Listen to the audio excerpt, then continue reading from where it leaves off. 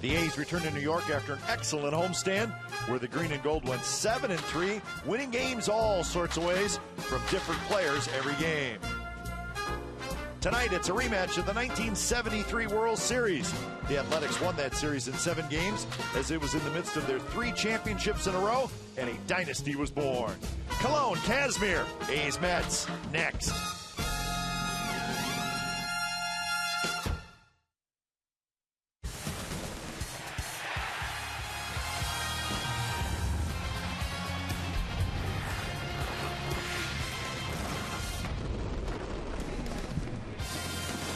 Well, we are in the borough of Queens. It's Citi Field, the home of the New York Mets, and that is Bartolo Colon. It's always good to see Colon, and we'll see how he does against his former team tonight. And Scott Casimir pitching like an all-star that we think he's going to be. It's game 1 of a quick 2-game series.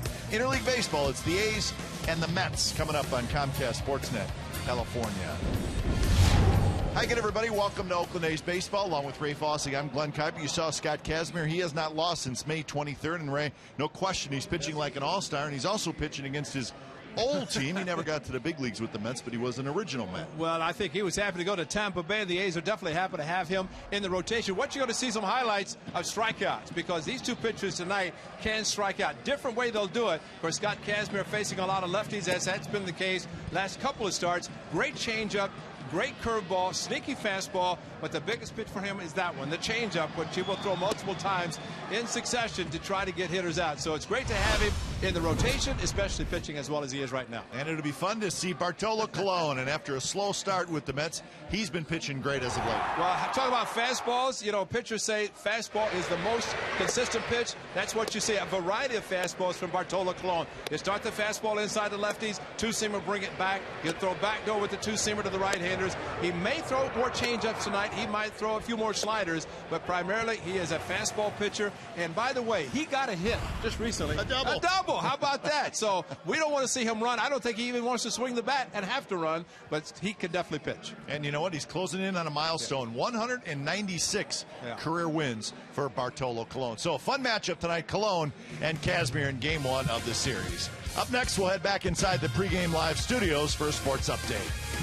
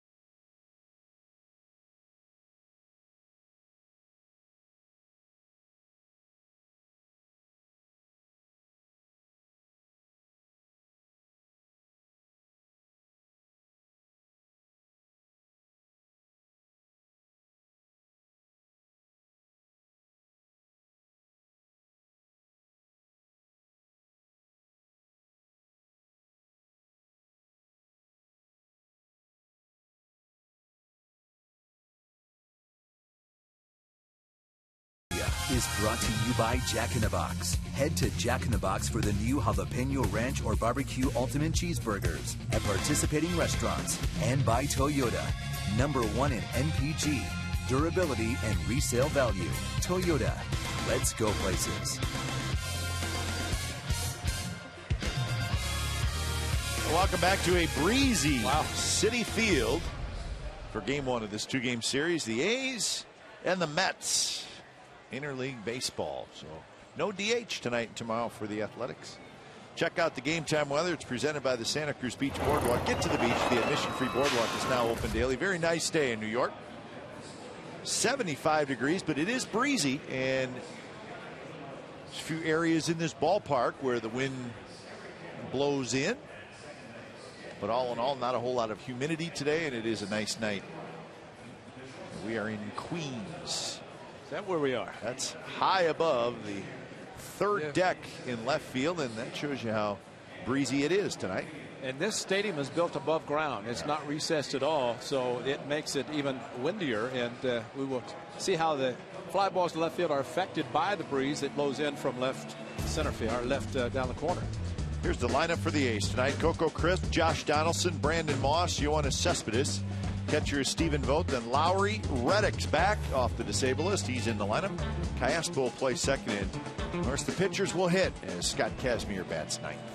It is the ancient one, the veteran, Bartolo Colon. He signed with the Mets. Of course, the A's did not know if they were going to re-sign him, so that's why they signed Scott Kazmir. So Bartolo Colon, 7-5, making his 15th start. And of course, the strikeouts, does not walk many, just 13, 60 strikeouts, and uses primarily the one pitch. It's a variation of the fastball. Defensively for the Mets, their outfield is Eric Young Jr. left, Chris Young, our old friend, in center, and Curtis Granderson in right. David Wright, Ruben Tejada, Daniel Murphy, and Eric Campbell are the infielders, with Travis d'Arnaud, one of the top prospects in all of baseball, just called back up from the minor leagues. He will do the catching. So there's Chris Young. Number one in your heart, number one in the uniform. He's wearing the number one. Nice guy. We like Chris Young. Very nice guy. You see him just picking up the grass and mentioning to the left fielder, see why, saying the wind's going to blow from left to right. So Bartolo Colon kicks, and the first pitch of the game is a fastball for a strike. So we're underway. You may be saying fastball a lot. I was just thinking that. Fastball for a strike. A lot depends for him as far as the movement. It's what he saw in the last couple of years. To left-handers, he did not start the fastball inside until he was assured that the pitch had the movement on it that he wanted. Slow call by Jerry Lane. Looking at, going to eject somebody else maybe. There's Jerry Lane. He's looking at Coco Crisp like he thought he didn't like the call.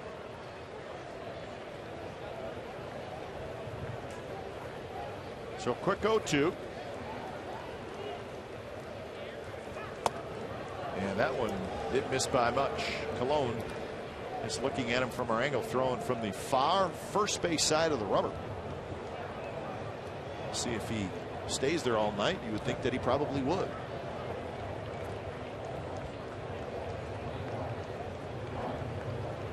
Outfield very shallow. And Coco bounces one towards second, right at Daniel Murphy. And that's the first out of the ball game. Well, when he pitched for the Athletics, we would show this, and it was the fastball 82% of the time. Again, variations with the two-seamer. And he'll throw left-handers, right-handers, slider, change-up, and mostly fastballs. Chili Davis seems to think he might throw a few more change-ups tonight, just because he's facing a team that saw him throw majority of fastballs when he pitched. He threw all fastballs to Coco, though. So here's Donaldson, who takes high. 252 for Donaldson with 18 home runs and 56 runs batted in.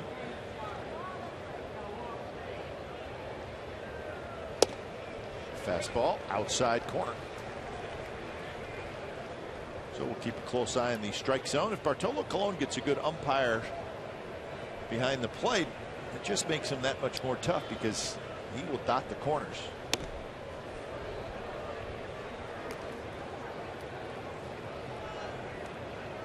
A's come in with a 47-29 record. They got that 5-game lead over the Angels in the West. Slider. And it's lined and it's just foul. So that one, the first slider hung a little bit. The thing about Bartolo's slider, it's not the same velocity as a fastball, but he does not change speeds that much with the slider. Just a slight movement, and Donaldson out in front. Of course, looking fastball, but got the slider. What a good pitch to hit. Fastball close, but a little bit low. 3-2. Had to be low because that's the two-seamer he will throw back door to right-handers and get him to freeze as Donaldson did. Setting up outside again, and it's tapped over the mound. Tejada to first, and they got him. Donaldson spins around. He's not sure about that. Well, Bob Melvin's out of his seat as well, and he's going to start walking out. And of course, that means Brandon Moss will take his time going to the batter's box just to see, because especially with the ball hopping or bouncing the first baseman, quick throw by Tejada, and it's a quick call also by Joe West, Country Joe West. I think they got him. Yep. So Bob Melvin heads back.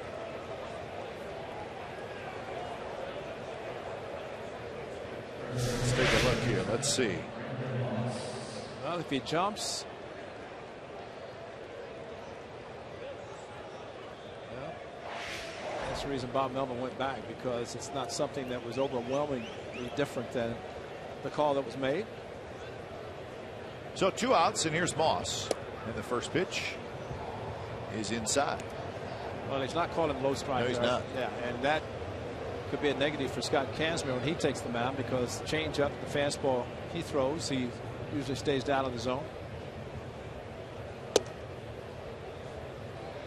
So 2-0 to Moss, 261 the average, 17 home runs, 55 RBIs.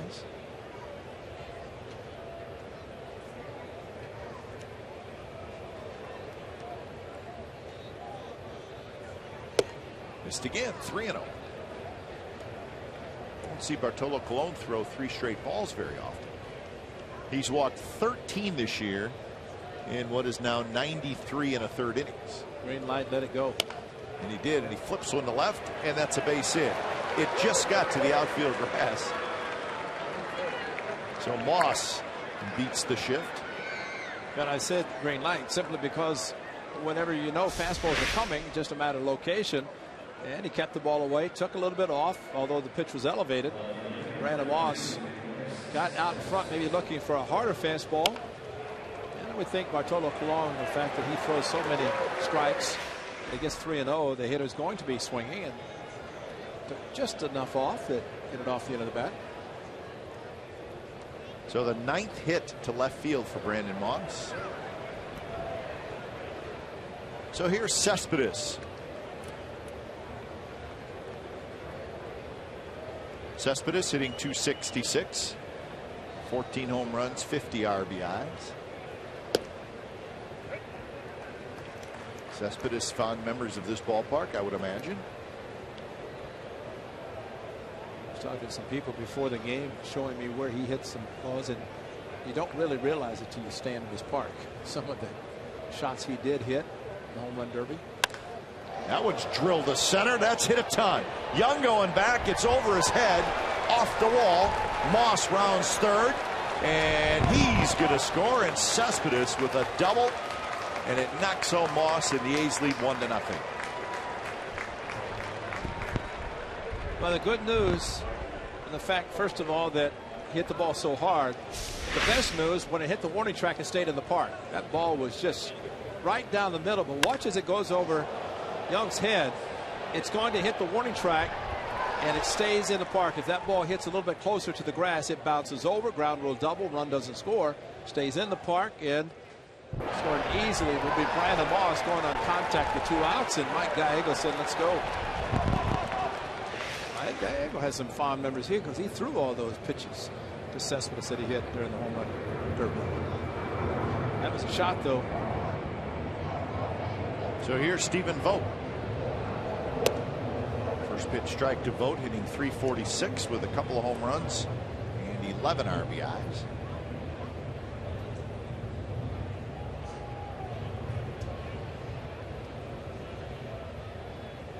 Vogt hitting in the 5th spot tonight.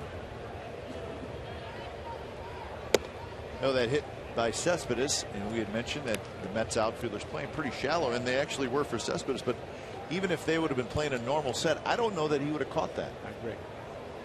It was hit very hard, and hard to the point that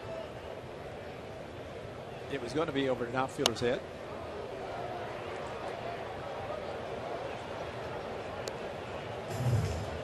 So 1-2 the count to Vogt.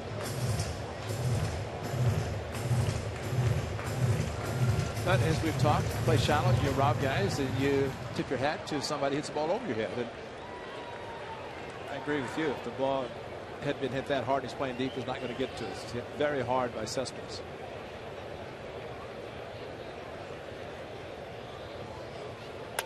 Vogt, another foul ball left side. Just about the same spot. A dilemma, I think, for manager Bob Melvin now that he has, of course, Kyle Blank's went on the disabled list, so Reddick is activated, but still leaves 3 catchers. And if Reddick's going to play in right field, Vogt has been playing there, and J-So DHing some. So we'll see how it's going to be used. No DH for the next week, though. Next 5 games. Cespedes runs, and the ball's hit to left field. Eric Young Jr. fighting that wind, and well, there you saw the wind. And it could be a factor tonight. Keep an eye on that. Cespedes with an RBI double scores Moss, and the A's lead 1-0.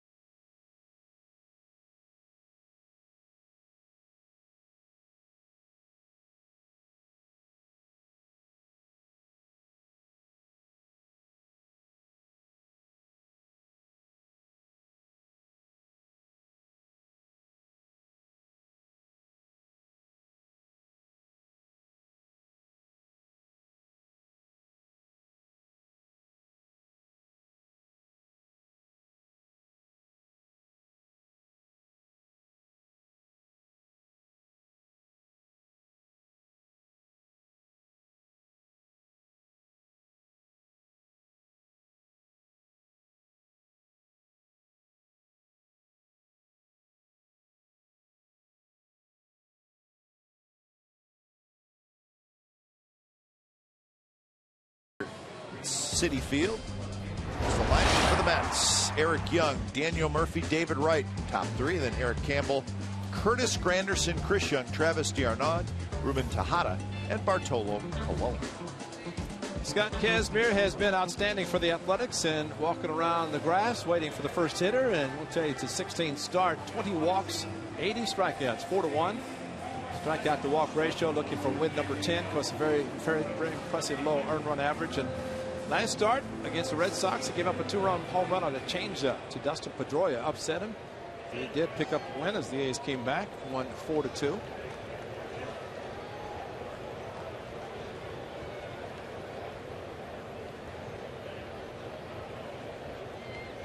So here's Eric Young Jr. and the first pitch is inside with a fastball.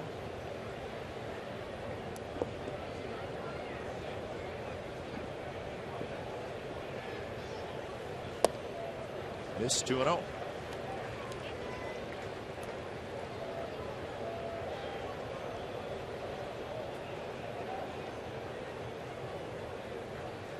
Eric Young Jr. Yes, he was the son of the former big leaguer Eric Young, who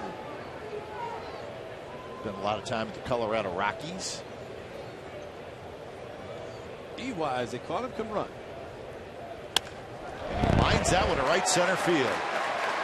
And he rounds the bag at first, and he makes a big turn, and Reddick gets it in quickly. So Eric Young Jr. with a leadoff single to right center.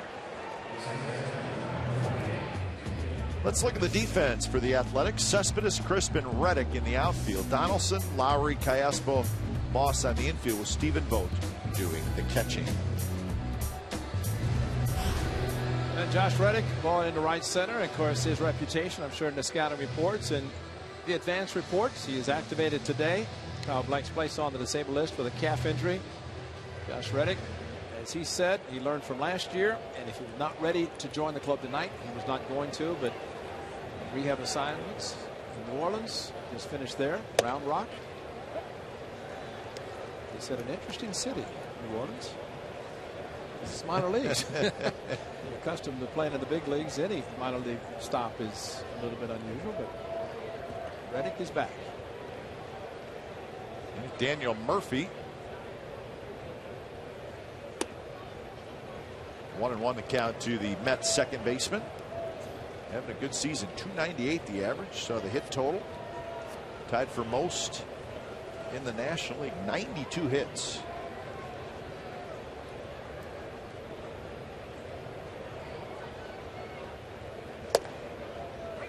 Takes a fastball for a strike. Murphy doesn't agree. This is the Reddick injury, and again, kind of a strange injury, but watch the knees. Both of them really hyperextend when he gets to the wall. You couldn't really see it from there, but here you can. Now watch. And that just did not look right. No, it hurt just watching it, because actually both hyperextended, but it was just one that was the worst, I guess. Put him on the disabled list. So Josh Reddick, when the A's played the Yankees, flew back to New York, landed, had dinner, found out MRI was not good, went on the disabled list, flew back to the Bay Area, and just flew back from New Orleans to get here. So he had been on rehab, so he's getting some mileage. Murphy swings at a pitch in the dirt. And a change up to a left-hander again. So with Marquez, of course, the Red Sox putting lefties in. Here's a change up. It's in the dirt, but he swung at the motion, did Murphy, and just kind of proving that you don't stay with just the change up to right-handers. You'll throw it to lefties as well, and maybe that's something that will be noticed, sure, very quickly by the Mets, especially the lefties. But a very, very good change up, and you see why the right-handers hitting 180. Lefties don't have home runs, but they're here hitting for a higher average, and a lot of it's because he had eliminated the fastball or the changeup to lefties. But as we just saw to Murphy, he's not opposed to throwing. So here's David Wright, who is a hot hitter for the Mets. Wright has 12 hits in his last 27 at bats. He's knocked in a run in 6 consecutive games, so this may be the guy you pitch carefully to. Maybe put a circle around in that Mets lineup. Pops this one up, foul territory. Moss over near the seats, and Moss grabbed it. Heck of a play. That's a great play, and he kind of casually went after it, almost as if he didn't think there was going to be enough foul territory to be able to get to it, but maybe the wind kept it in, and Moss just going after it, and then a nice over-the-shoulder catch in foul territory in the warning track area near the stands. That's a great play.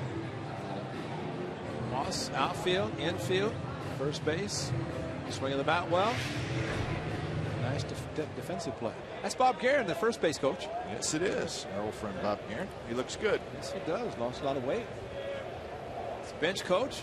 Saw the picture and I hardly recognize it, but he's lost a lot. Still makes his home in the Bay Area. Managed the club mid-2011 and worked on with the Mets as their bench coach. Tom Goodwin, first base coach, is away for family issues, and so Bob Guerin taking over first. Young runs, and now he stops, and the A's are going to tag him out, and the speedy Eric Young is tagged out, and that's how the bottom of the first ends. So a leadoff hit by Young, nothing done with it by the Mets, and the A's lead 1-0 after 1.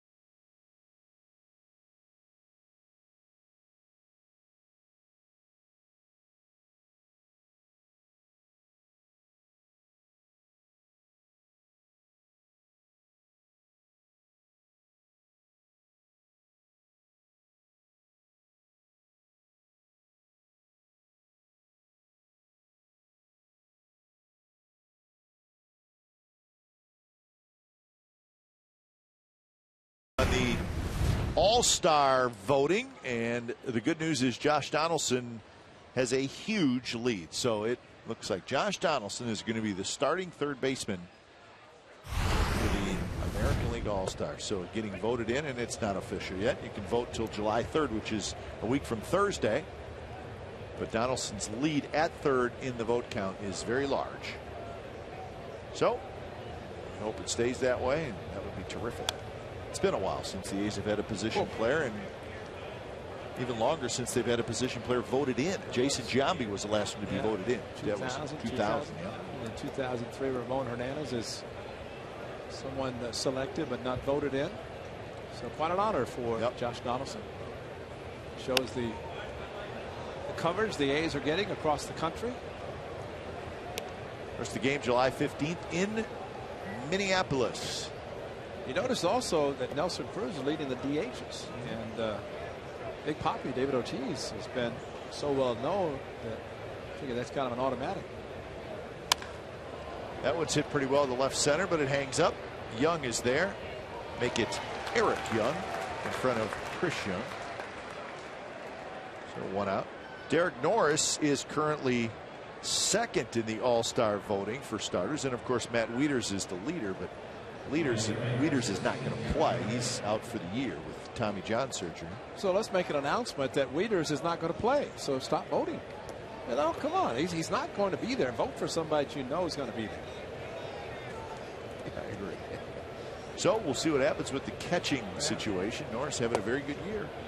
Well, Matt Wieters might be there if he actually wins the fan vote, because he'll show up with his arm in a sling, you know, but he's not going to be able to play, and there will be a catcher that will fill his spot because he will not be able to play since he's out for the season. Well, we just look at the teams in the American League, and you stop and you think about their catching, and really there's only two guys that pop into my head. Well, I take it three that could be competition for Derek Norris, and if I'm missing one, straighten me out, Ray, but the kid in Kansas City is terrific. Salvador Perez. Yeah, and I think he's probably going to be an all-star. Yeah. Jason Castro, maybe, but Kurt Suzuki's having a really good year, and that is not out of the question. That's a good point, because he's hometown, and you're right. But then you look at the other teams and you look at their catchers, and Brian McCann's not having a very good year. And if there's not a catcher that really stands out. So we'll see what happens. Decisions to be made by Major League Baseball and the managers and the players as Reddick gets a one-out walk. Well, whether you like it or not, every team will be represented. So when it comes down to, hypothetically speaking, Derek Norris versus a team that needs to have a representative, then that could be actually make it a little bit more difficult, especially for a team that has a lot of players. Wow.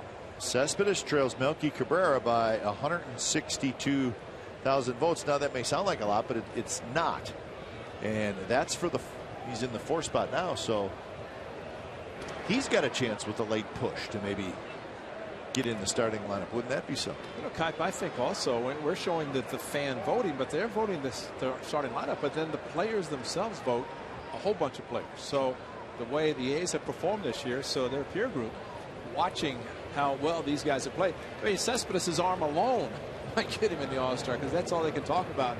The lasers he threw in Anaheim against the Angels, and a couple of different guys he threw out.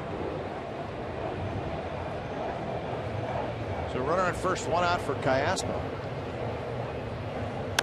Callaspo slaps one foul. Cespedes, the home run derby last year, and it was a show to remember. The third deck, and you stand and you look at the third deck, and the guys are going, you gotta be kidding. And Mike Gallego was his pitcher. Wow. Oh, man. Talk about some bat speed. He hit 32 home runs at an average of 405 feet each one. That was something. And they have changed the format for the 2014 Home Run Derby. that's so complicated. I didn't even know if I want to try to explain it. Other than the first round, if you have a like Hamilton with New York, where you get something like 30 in the first round, you get a bye. You get a bye. So you get time to relax and kind of catch your breath a little bit. You get a bye for the second round and you get ready for the third, and I guess you can have competition against your own. Yeah, it's like American. a bracket now, where it is brackets, American exactly. League, National League come together, and then the final 2 guys, one from each league. But George Allaire before long is going to have that bracket up just to show. No, it's changed, but it's going to be good because. Nice play by Campbell, who throws to second, and they got the lead out. A dangerous play with the pitcher coming up, but Campbell went that way, and they got Reddick. Nice play by the first baseman, Eric Campbell. Well, it took a base hit away from Cayespo, but a nice dive to his right and from his knees. And the danger, you're right, Kai, because you're throwing, and the angle he had was pretty good considering. Oh, and look, Cayespo or Reddick maybe thought the ball was in right field. It looked like he was turning like he's going to third instead of going the inside direction that might have caused him to be hit in the back, you know, ever so lightly. But let's put Casimir up. And Casimir takes the first pitch strike. But that is a risky play with the pitcher coming up. The throw being the obvious risk, high risk part of the play. 2 for 18 is the career batting numbers for Scott Casimir, and that one is just foul. Okay, boy, take a look at what Josh Reddick does. And again, as he's running, look how he goes to the right. See? Yeah, he thinks it's a hit. He thinks it's a hit because if he goes left, then he maybe goes into the throw by Campbell. But I think he thought that the dive was not going to stop the ball, and he was going to be heading to third. And I guess if he had known that he could have gone the inside route closer to the grass, and maybe then at that point Campbell doesn't make the throw. Doesn't throw it, no. On the ground, hit hard, but right at Murphy. Casimir's retired, and so are the A's. A runner left, bottom of the second coming up. Campbell, Granderson, and Chris Young to hit. 1-0 A's.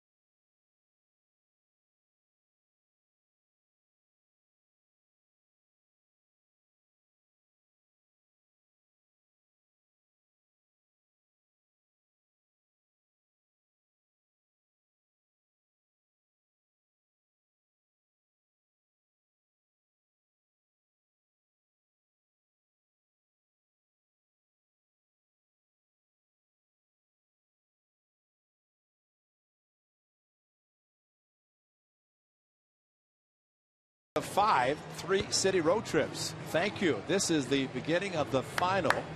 That's a clap from my partner. And hello, interleague play again. The A's, I understand, have played the fewest interleague games of anybody in baseball. Only 3 before tonight.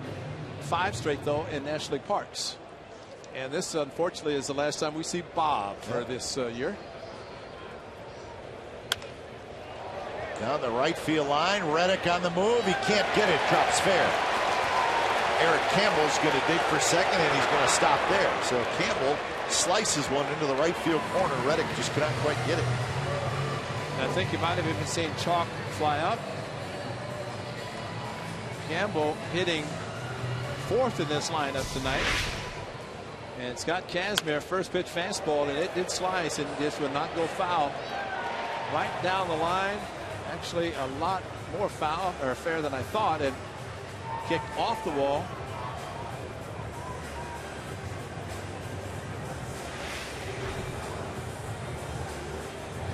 So a leadoff double, and here's Curtis Granderson.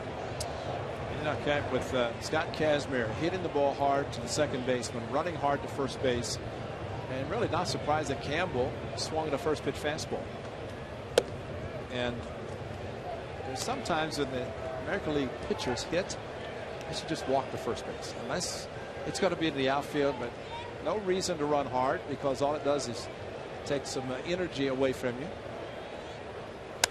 Granderson rips one to right. Reddick spinning around, and it is gone. Curtis Granderson gives the Mets a 2-1 lead.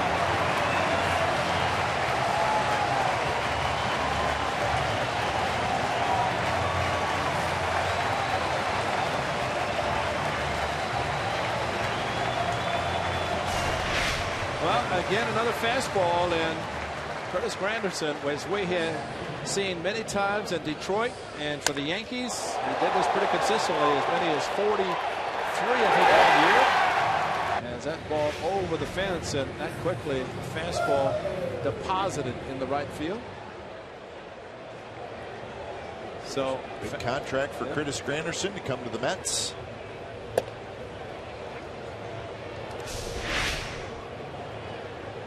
Over the wall.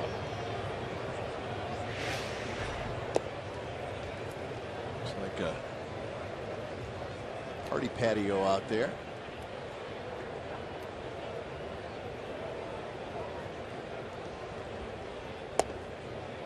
Inside, 2-1 to Chris Young.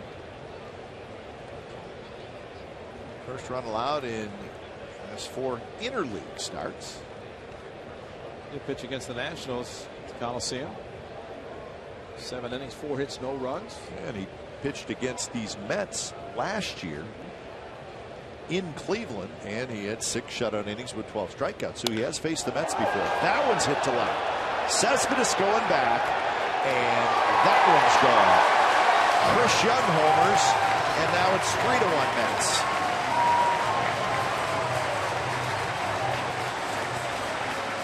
I think he sped up his bat with that high changeup.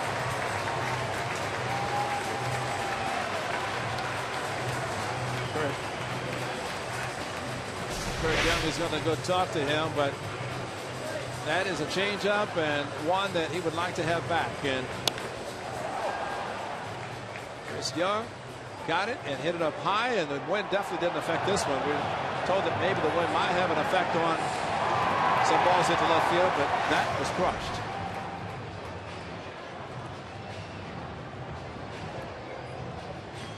And there was some talk that Chris Young might not even be facing his former team. Huh? Yeah. Was the talk in the newspaper today that Chris Young is just not playing very well. That was that maybe the Mets would let him go, just release him. Yeah. Mets said no, that's not the case. So first time this year that the Mets have gone back-to-back. And here's Travis d'Arnaud, the young catcher. First time this year that Scott Kazmir has given up 2 in a game.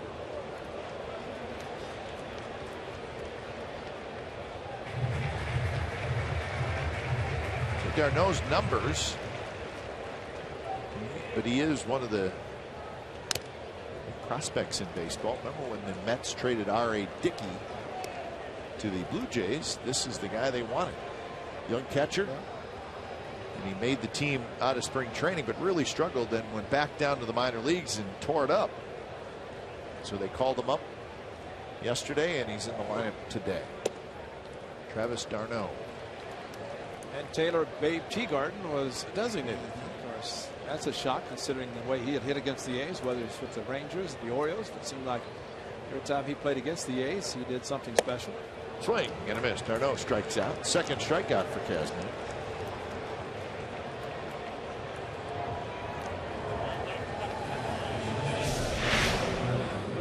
Inside corner challenge with the fastball. Went right after him, and it's a good location with the fastball.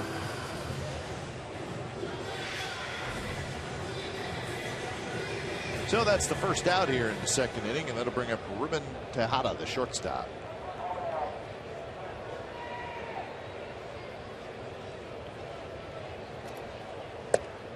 Tejada hitting .227 with a couple of home runs and 16 RBIs.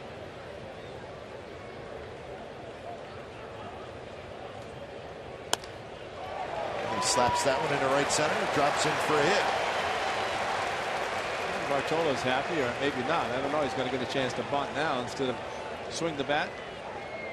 As he wants to fool everybody and swing the lumber. Change up down out of the strike zone, but definitely not fool Tejada.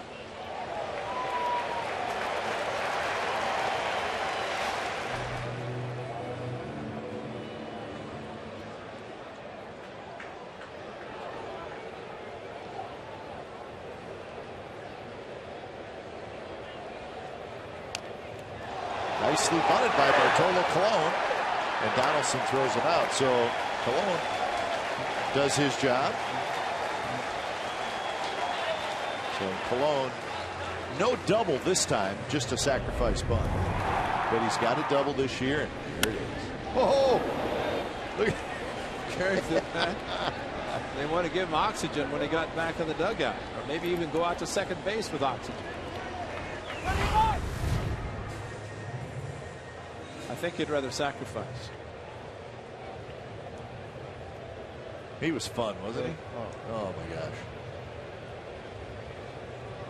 He was fun to have around. Well, he'll be chirping some of the A's players tonight before this game is over. I think the great thing when he pitched against his former team, the Angels, and he'd have an ongoing conversation with Alfredo Griffin, sure, coaching first base, or Esker or Ibar. But he always had a good time. Still remember when he first came up with Cleveland and see his picture. He was not quite as big as he is right now.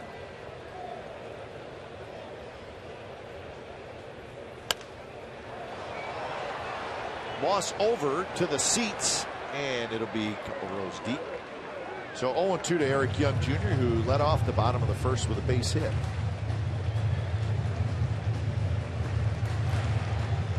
Young was on the disabled list with a hamstring injury. In fact, he just came back last week.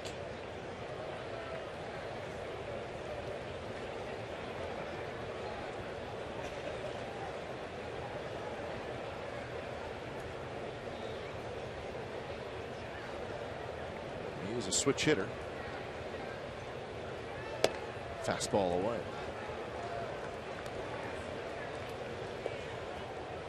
So back-to-back home runs by the Mets. A two-run shot by Granderson, a solo shot by Chris Young. The Mets now have a 3-1 lead.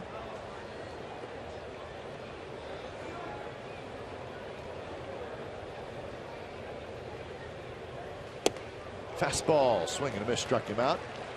So 3 runs on 4 hits for the Mets, a couple of them home runs. So on to the third. Mets 3, A's 1.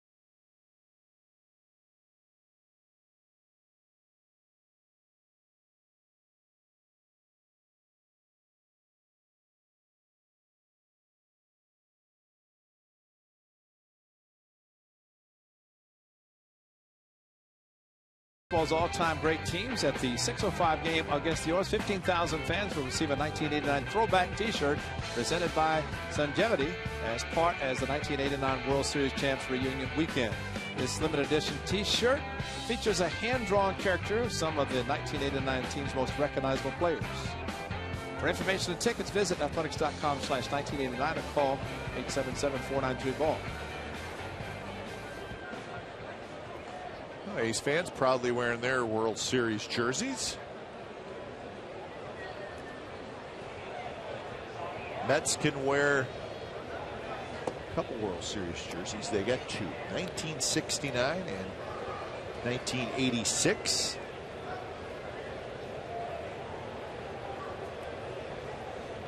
Well, one team was called the Miracle Mets. That was in '69. In '86, it was a miracle Game 6. Our kept the World Series lucky going. Mets. Boy, oh boy. But they got 2 World Series championships. Mets started in 1962 as an expansion team. They came into the National League with the Houston Colt 45. They still got the record for most losses in a season. They lost 120 games in their first season of 1962. Tough going early for the Mets. Chris Young takes care of it. Coco's retired. This was Game 6 of the 1986 World Series, and the Red Sox had it all but wrapped up. And I mean all but wrapped up. Bases were empty with 2 outs. They needed 1 out to win the World Series, and the Mets rattled off 3-4 hits in a row, and there was a wild pitch. There was that error, and that sent it to Game 7. Game 7, the Red Sox had a 3-0 lead after 5 innings with Roger Clemens. So again, they had another chance, feeling pretty good, and the Mets came back, tied it, and they ended up winning. You know what? Just wasn't meant to be. That is a not meant to be, boy. Well, there were things that happened before Bill Buckner had the ball go through his legs that a lot of people don't talk about. You know, it was a wild pitch, pass ball. I mean, just things that happened leading up to that. And of course, that's the one that's going to get all the attention.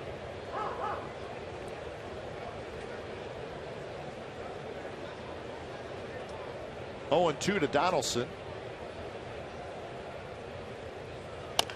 Donaldson bounces it foul. In 1969, when they won their first World Series championship, it was just the 8th year of their existence. And of course, they were called the Miracle Mets because they were 10 games out behind the Cubs on August 13th. And they just stormed back and they overtook the Cubs. And they beat the Orioles in 5 games in the World Series. Orioles won Game 1 and the Mets won 4 in a row. But 8 years after being an expansion team, and you got a World Series title, not too shabby. Well, you saw the 1988 Eastern Division Championship. Talked to some people in the clubhouse that remember, to some writers, they said there's no way the Dodgers were supposed to win over the Mets that year. I remember that. Yeah, because even the A's going to the World Series, I don't know if the A's thought it was going to be a pushover with the Dodgers, but that was the year Hershiser won about 59 consecutive scoreless innings. Close pitch. Yeah, the 88 Met team was terrific. And they ended up losing to the Dodgers. Yep. The Dodgers won the World Series in 5. But it was a great run. Of course, I think Hershiser had to pitch. He pitched Game 2 of the World Series. And of course, that one was won by the Dodgers. Tejada in the hole, straightens up. That's a nice play. So 2 outs. But the Mets also lost a couple World Series, of course. 1973 to the A's in 7 games, and they led that 3-2. But Ray Fosse's A's came storming back, and then they lost to the Yankees in 2000. That's when Roger Clemens threw the bat at Mike Piazza, Right. and then said that he really wasn't trying to do that. Just kind of getting rid of the end of the bat that came his way. Somewhat comical if you think about it. 2 outs for Moss. Moss hits one very high to left field. Young toward the corner, still going back, and he ends up diving, and he caught it on the warning track. Well, he was playing very shallow, and the ball seemed to get up, and it just kept going. And he wrestled with it, but he finally made the catch and fell down on the warning track.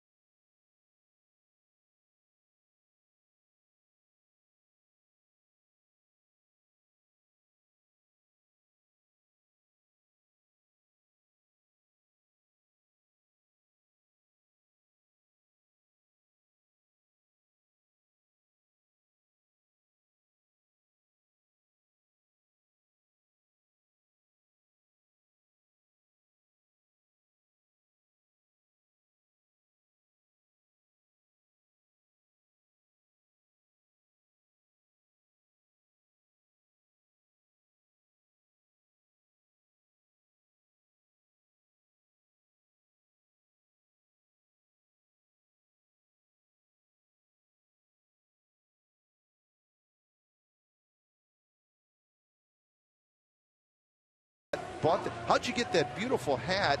And then that hat has the A's logo on it. I mean, where do you get those? And then we realized that he used a full roll of tape to keep the logo. That's great.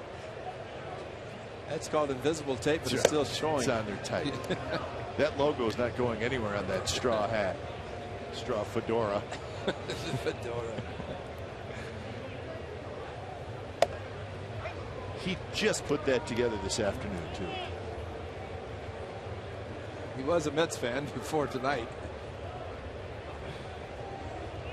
1-1 the Daniel Murphy. Murphy struck out swinging in the first inning. 2 home runs by the Mets in the second inning. Difference in the game right now. Slider 3-1. No walks, 3 strikeouts in the first 2 innings for Kazmir.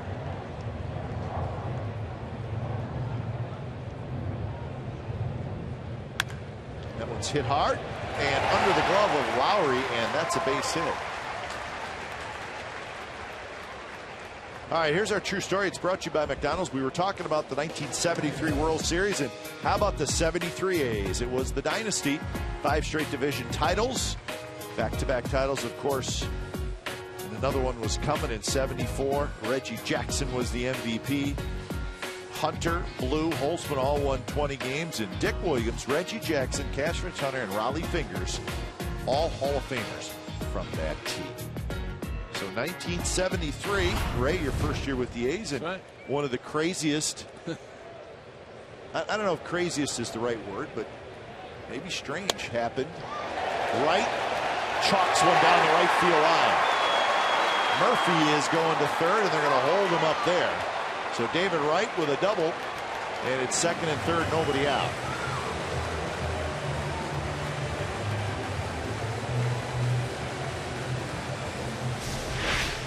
Inside out swing for David Wright. In fact, stayed back. He fouled the ball. There was a nice catch by Brandon Moss in the first inning, but this one outside, didn't try to pull it. Some have said that he's not trying to hit home runs here because the ball doesn't carry that well for him. Only 6 home runs for David Wright, and he was signed through 2020. Huge contract. to the veteran third baseman. Here's Campbell, who takes inside. But I was referring to the Mike Andrews. Yeah. Game 2. Yeah, in the World Series, which Charlie wanted him out. But what happened at Shea Stadium in Game 3, I think, is still one of the greatest stories that you've ever told me about the crazy stuff that happened with those A's teams. Well, there are a couple of things happened. Number one, before Game 3, Dick Williams announced in a closed-door clubhouse meeting that he was retiring. He was quitting at the end of the season, no matter what the A's did, win or lose. And then pinched hit Mike Andrews in Game 3. Mike Andrews is a great defensive second baseman, but Mike Andrews would not pinch hit for virtually anybody. But Dick Williams said, okay, Charlie, if you're going to try to eliminate Mike Andrews, I'm going to pinch hit him in the world, front of the world. And he did in the World Series. And correct me if I'm wrong, but the people here, or not here, but at Shea Stadium, which was right next door, they cheered. Standing ovation as he came back to the dugout with a standing ovation. Absolutely. That's unbelievable if you think about it. In Game 3 of a World Series, and fans in New York cheer an opposing player. Not because he grounded out, but just because of the situation. They knew the situation. And you know, putting black armbands on our sleeves, number 17, on the off day on the Monday, really didn't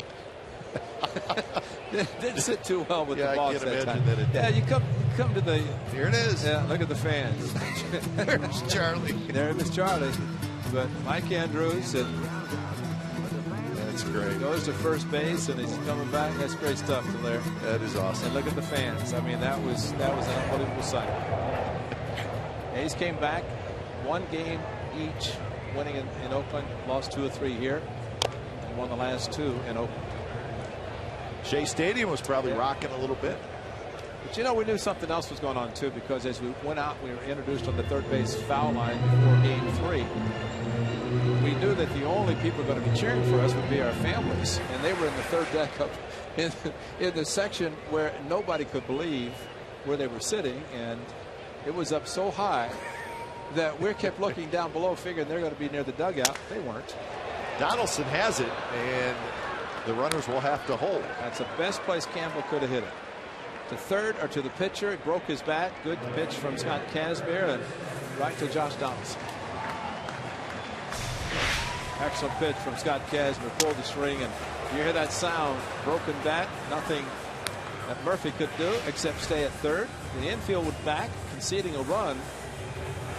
Just hope that holds true. Those numbers, of course. The 3 runs scored tonight have come without a runner in scoring position. Campbell was at first with a 2-run home run, and then the solo home run. So another tough out to get here. It's Curtis Granderson. And there's a changeup first pitch to Granderson, who hit a fastball for a home run. Might as well back it up with another one because he's sitting fastball.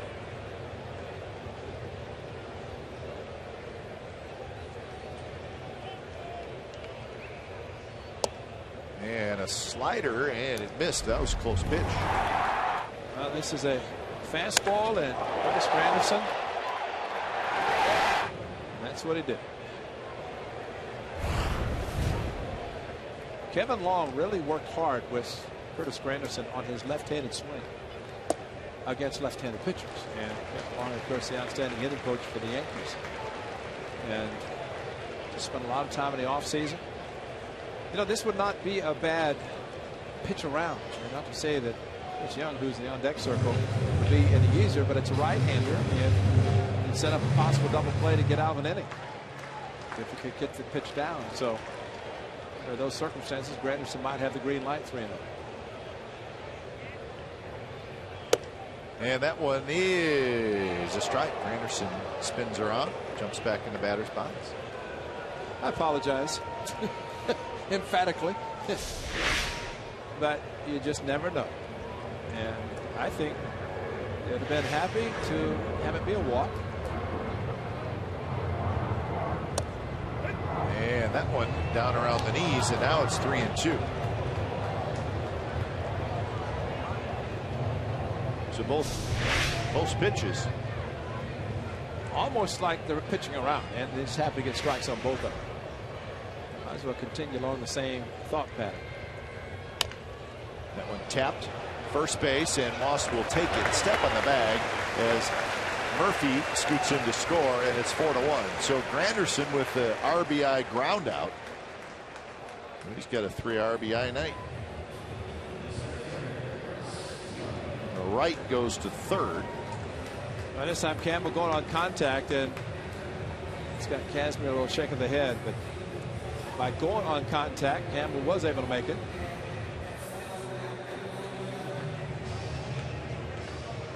So with 2 outs, Chris Young steps in. So 7 hits off Casimir so far in the game.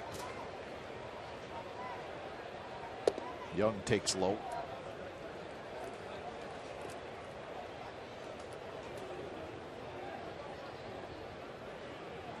Chris Young's 1 year with the A's probably didn't go the way he had hoped. We'll say this though, Ray, he had some big hits for the A's. He did. Ended up hitting 12 home runs, knocked in 40 runs. He hit just 200, and it's really the first time in his career where he was a part-time player. And really, he knew it, and it didn't work. And it was a struggle for him. Although, to his credit, from what we've been told, he did not complain and did the best he could to help the team win a division.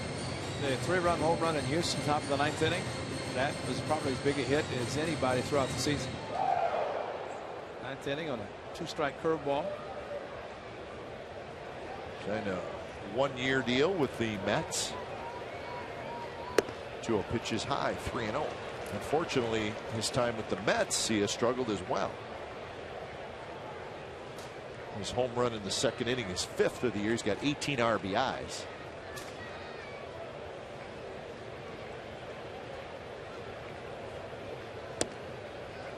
Thought he may be swinging on 3-0.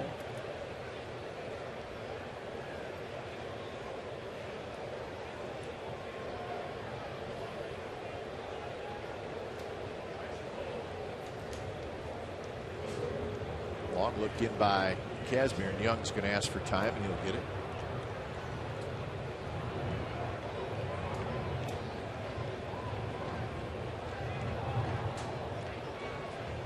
Off a change up, fastball away. It's hit hard, but foul. This was the home run last inning. And it was a change up that he hit, and it was elevated change up and did not take long to get out.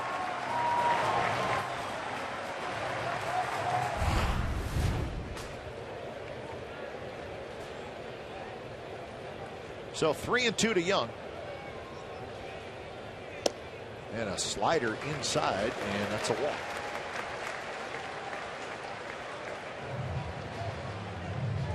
So first walk by Scott Casimir. And here's Travis d'Arnaud.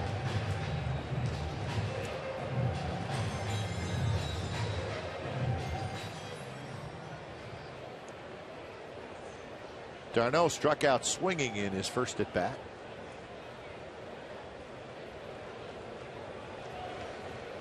You have to wonder first and third if Mets might try something, especially d'Arnaud striking out as he did in his first at bat.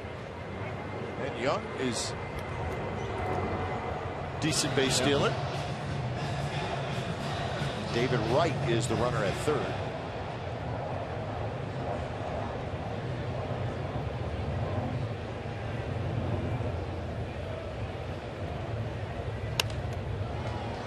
Pop foul straight back.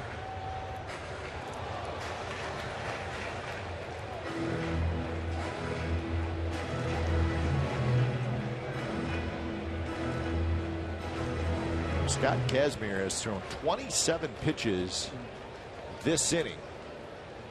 56 pitches in the game. Yeah, 29 in the first 2. So yeah, he's almost closely matching the first 2 innings. But David Wright is coming down the line at third base, getting a huge lead and taking a secondary lead as he comes down the line, as if to think that if there's a ball that hits the ground, he's going to take off, as Pedroia did Saturday.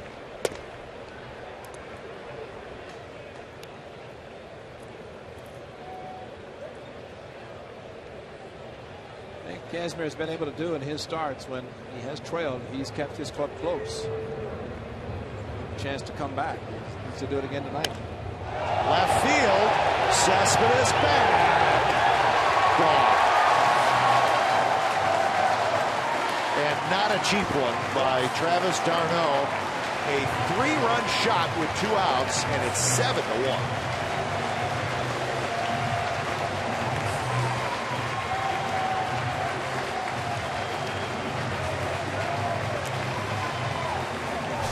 He might have been thinking, because he was trying a quick pitch as he did there and left the changeup up again, and Scott Kazmir threw up his hands in the middle.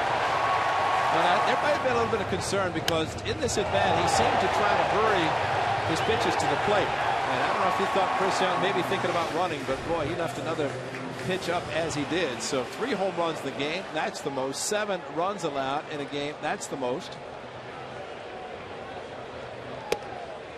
Yeah, it's the most by a lot. Yeah. How about 4 earned runs is the most Kazmir has given up in any start this year until today. That's right. That was only 1 time. Wow.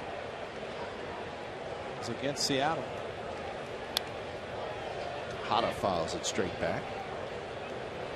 So the Mets, who have been playing better baseball, they've won 4 out of their last 5. Yeah, they have come out swinging tonight.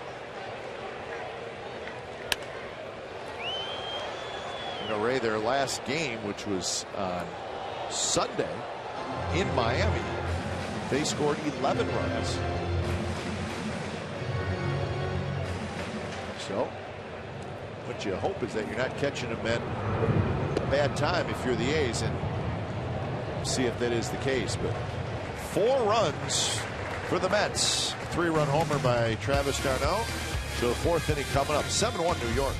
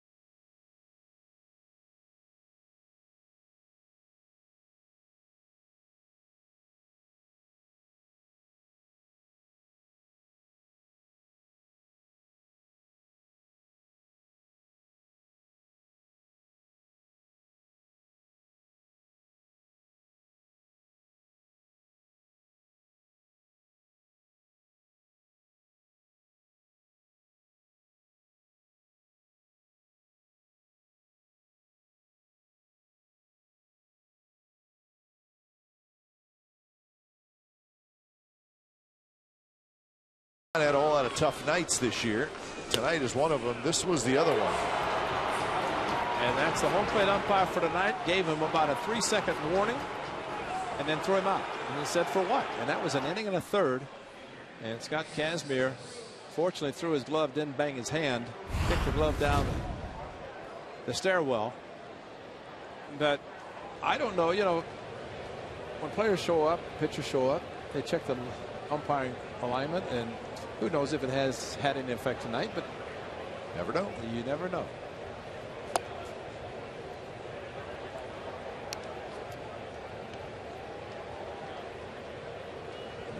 Five starts with Jerry Lane behind the plate in his career. 1-1 with a 4.84 ERA. But the pitch was ejected after the one we just saw. It's right down the middle, and that's why Scott was asking. And so that was a former team, the Cleveland Indians, an inning and third. He comes back to face the Mets, the team that he was traded from, drafted by, traded to the Tampa Bay club. And it's not been especially great night for him through 3 innings. So Jim Johnson starts to throw. You see how windy it is. Look at the shirt whipping around. This is the 4th place hitter, so Kazmir's spot in the National League. Double switches are possible, or very probable, usually. Cespedes hits it hard into left center field, and that's a base hit. So Cespedes with a single.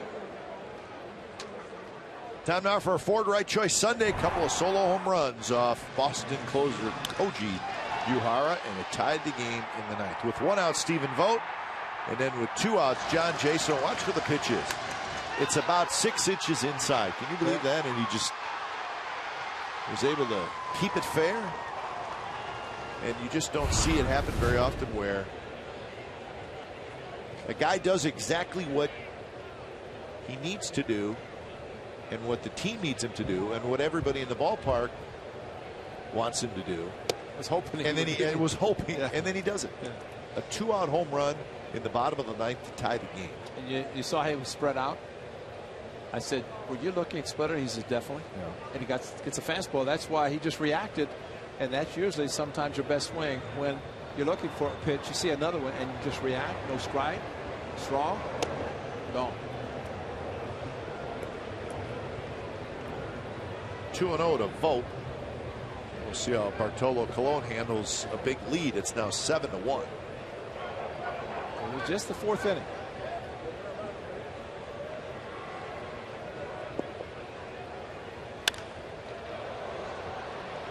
Young back quickly on this one, and he's got it. Well, one thing the Mets have been getting is good pitching. Last 31 games, the Mets ERA is 2.90, right? That's the 4th lowest in the majors in that time frame. So they're not always scoring a whole lot of runs, although they have tonight, but their pitching's been pretty good, and it's a lot of guys that you really haven't heard of. You've heard of Colon. Tomorrow it's Zach Wheeler, the good-looking young right-hander. Remember Matt Harvey's on the disabled list. Dylan G is on the disabled list. They will get him back at some point. Bullpen is young guys. Harvey was the National League starting pitcher last year before he had Tommy John surgery. Astros and Angels manager, that is Terry Collins. Of course, Bob Guerin, the ace, former Yankee.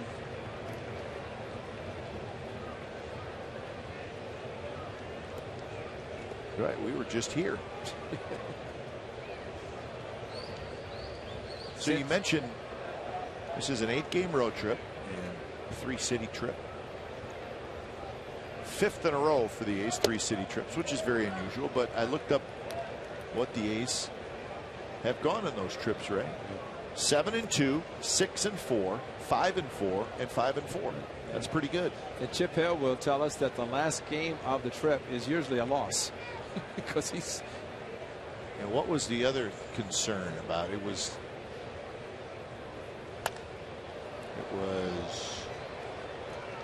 the first. There was some theory about the first game of the trip as well. Yeah. I'm trying to think of what it was.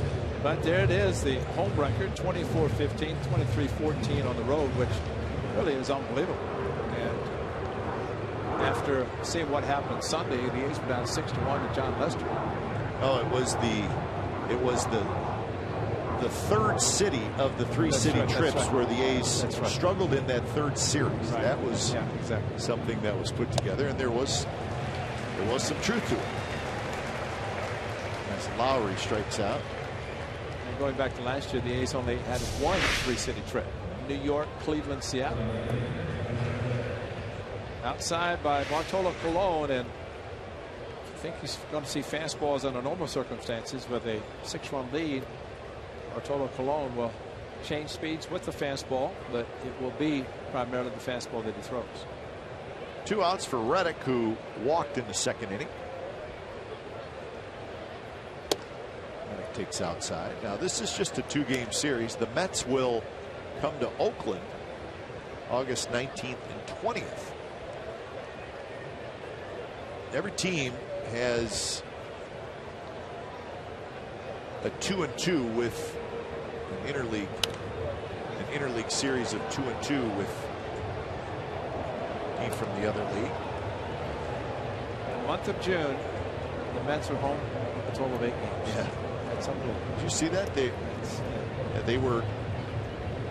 They just went on the road for 7. Yeah. They're home for these 2, and then they go back out on the road for 7. That doesn't seem right, does it? Yeah, they could have come to Oakland for 4. That's right. Not even worried about it. Just Young on the move again. Good speed, and he reaches up and he makes the catch. Side retired. Leadoff single by Cespedes, but that's it for the A's. Bottom of the 4th coming up. 7-1 New York.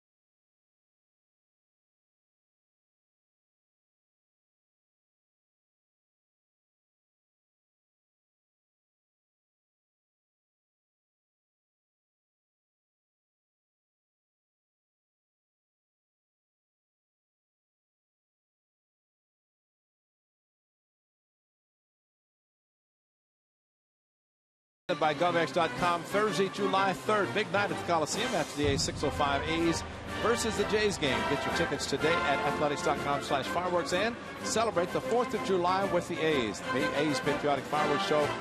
I just want to listen to music. It's presented by GovX.com, your online box office for A's military and first responder tickets. Patriotic music. Man, that's some great stuff. The band. Keep it going. So the Mets with 7-1 lead. Bottom of the 4th inning. Statue of Liberty, American flag. We got it all in New York City. So when it's time for change, think Speedy Oil Change and Tune-Up, your oil change tune-up, and smog experts.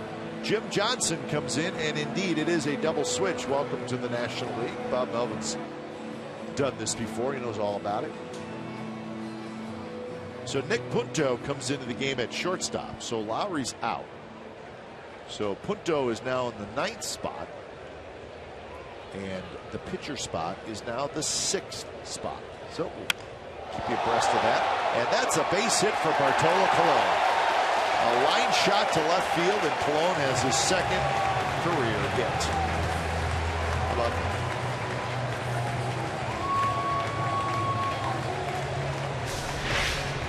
Well, first pitch fastball, he got it, and a high one at that. Bartolo say swing hard. Maybe you get lucky. Maybe that would be the downer for Bartolo to get on base after run. Remember Lamont Hernandez, he pitched to the Nationals? If he had a ground ball, he'd walk to first. He was not going to exert any energy. And he could hit, too. Yeah, but he knew if he didn't get a hit, he wasn't going to run. The same time Rich Harden sprinted in St. Louis and never caught his breath again. He's still breathing He's still breathing hard, yeah. So that's 9 hits for the Mets. 2nd straight game of the hit. I said 2nd career hit. I was wrong. It's his 2nd hit this year. It's his 12th career hit.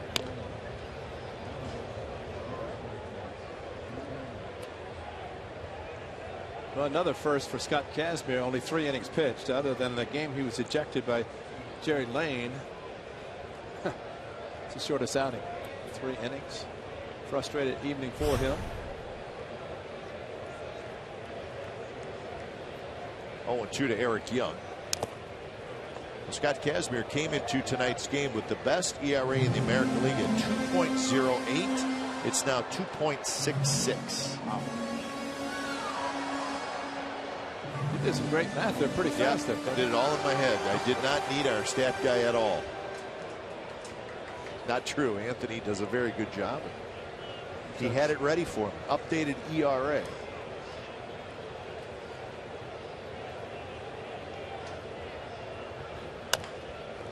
Johnson's going to have to hurry. Throws, and they just got Young. So Colon now at second base, and he's having a nice conversation with Alberto Callaspo.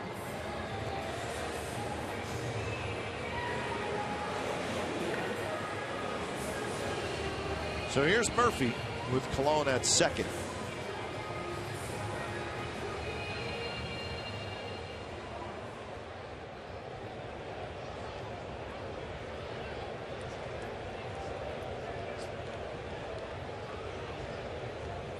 First pitch to Murphy is a fastball inside. A lot of trade rumors surrounding Daniel Murphy. Team needs a second baseman. The Mets may listen. Murphy hitting .299. Callaspo gloves it, throws in time. So that's out number 2. It's the time of year where you're starting to hear the trade rumors, and I again say they're rumors. How about Bartolo? He gets to first, says hello to Brandon Moss.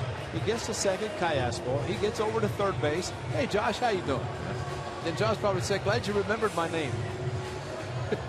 Bartolo, he would always say, hey, how you doing? What's my name? How you doing? No, Barber's a good man. He's a good man.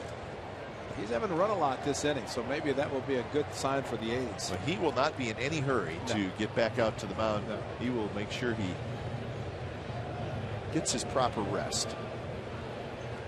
Here's Wright. And he taps that one. Fair. Donaldson a long throw, and they just got him side retired. So Colon with a hit, nothing else, and we're through 4. 7-1 Mets.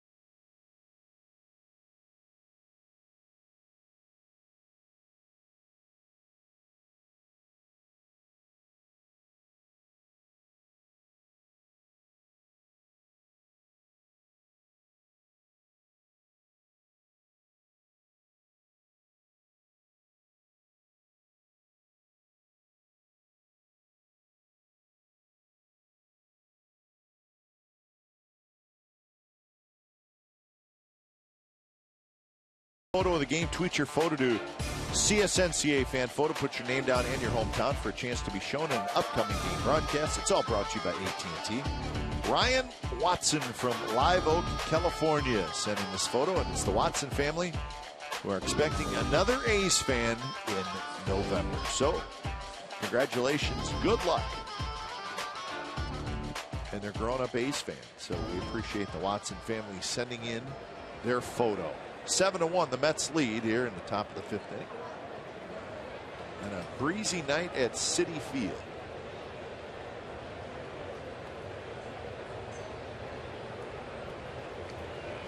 Callaspo to lead it off against Bartolo Colon.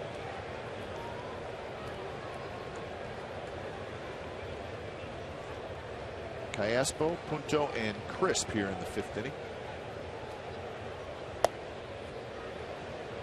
Angels will play later on at home. They'll host the Minnesota Twins. That'll be the first of a 3-game series. Angels had off yesterday, so did the Twins. Angels have won 4 out of 5. Twins have won 4 in a row. They're both coming off sweeps. Well, I like your suggestion about Kurt Suzuki. What a season he is having for the Minnesota Twins. I really like Suzuki. He handles the pitchers well. He swinging the bat well. A nice sort of veteran presence in their lineup. Going to be catching the youngster Kyle Gibson, who's pitching great for the Twins. Gibson and Wilson, the matchup. Also saw where Don Baylor is officially back in the dugout tonight. So congratulations to Don, who had the leg injury, but he's back. And will never, ever probably catch another ceremonial first pitch. Can't blame him. Especially from Vladimir Guerrero. I think he'll pass on it. Punto fouls it straight back. Red Sox will be at the Mariners again tonight. Mariners are playing very well. They've won 4 in a row, and they've won 7 out of 9, and they had a blowout win last night over the Red Sox, 12-3. So Seattle is in the race. And you always have to now take into consideration 2 wild card teams. Felix Hernandez won that game last night, got his 9th win. Fastball there, and Punto swings and misses. No 2 quick outs here in the 5th inning by Bartolo Colon. Nick looked like he might have been thinking something other than fastball. Of course, no strike with a couple of strikes, and fastball was by him. I don't think Bartolo is thinking about anything but fastballs now. Top of the order in Coco Crisp, who has grounded out and flied out.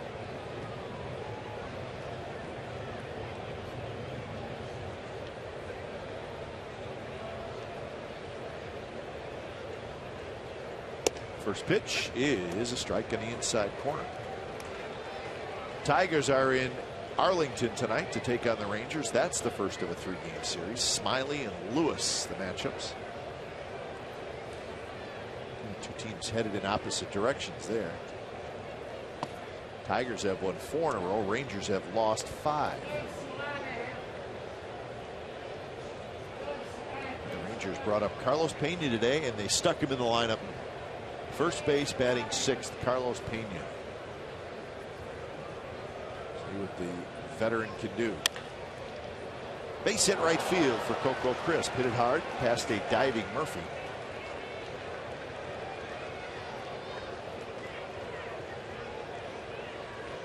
So hit number 4 for the Athletics.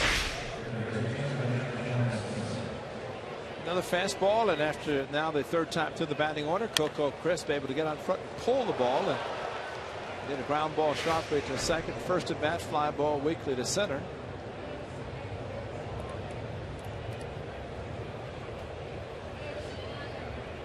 So here's Donaldson hitting in the 2 spot.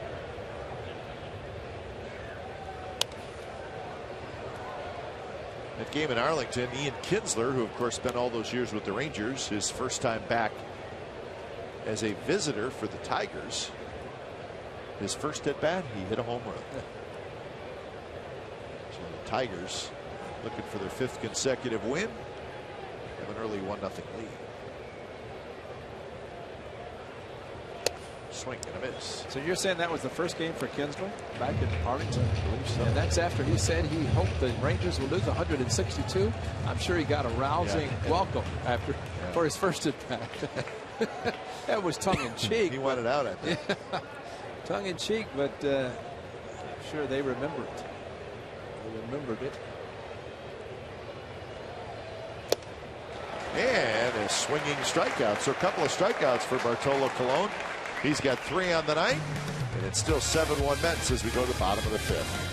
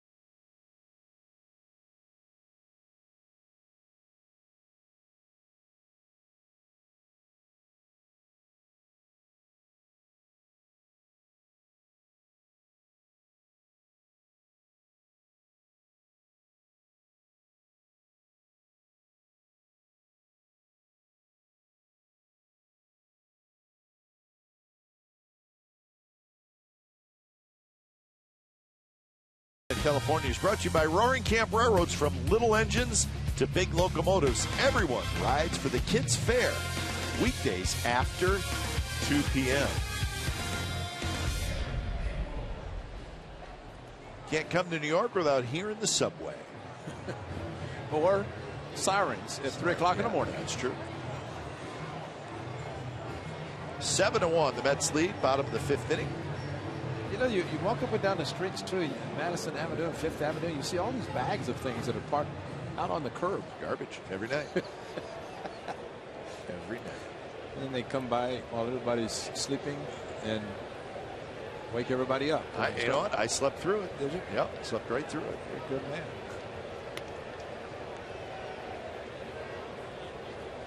Here's the cleanup man, Eric Campbell, who doubled and scored in the 2nd, grounded out in the 3rd. So Jim Johnson gave up a leadoff hit to Colon in the 4th, but then got 3 ground ball out. So a couple innings of work possibly tonight for Jim Johnson. And he did it with 8 pitches. All that happening after the single by Bartolo Colon, as we're aggressively swinging the bat. You know, kind of at one time, of course, Little League play's been around for a long time, but if National League ever played the American League, whether it be in the All-Star game postseason, it was fastball after fastball, especially in fastball counts. But because so many pitchers have changed leagues, you don't see it as much. And, you know, I think there are some teams that still think about that in the National League, but 2-0, 3-1, 3-0, here comes a fastball, hit it. I'm not going to try to fool you. And I think Bartolo Colon, as we have always seen him, you throw the fastball, you're using your best pitch, and he has used it very effectively. Campbell strikes out, so Johnson gets his first strikeout. He was slider in the dirt, came back with another one, and got the cleanup hitter.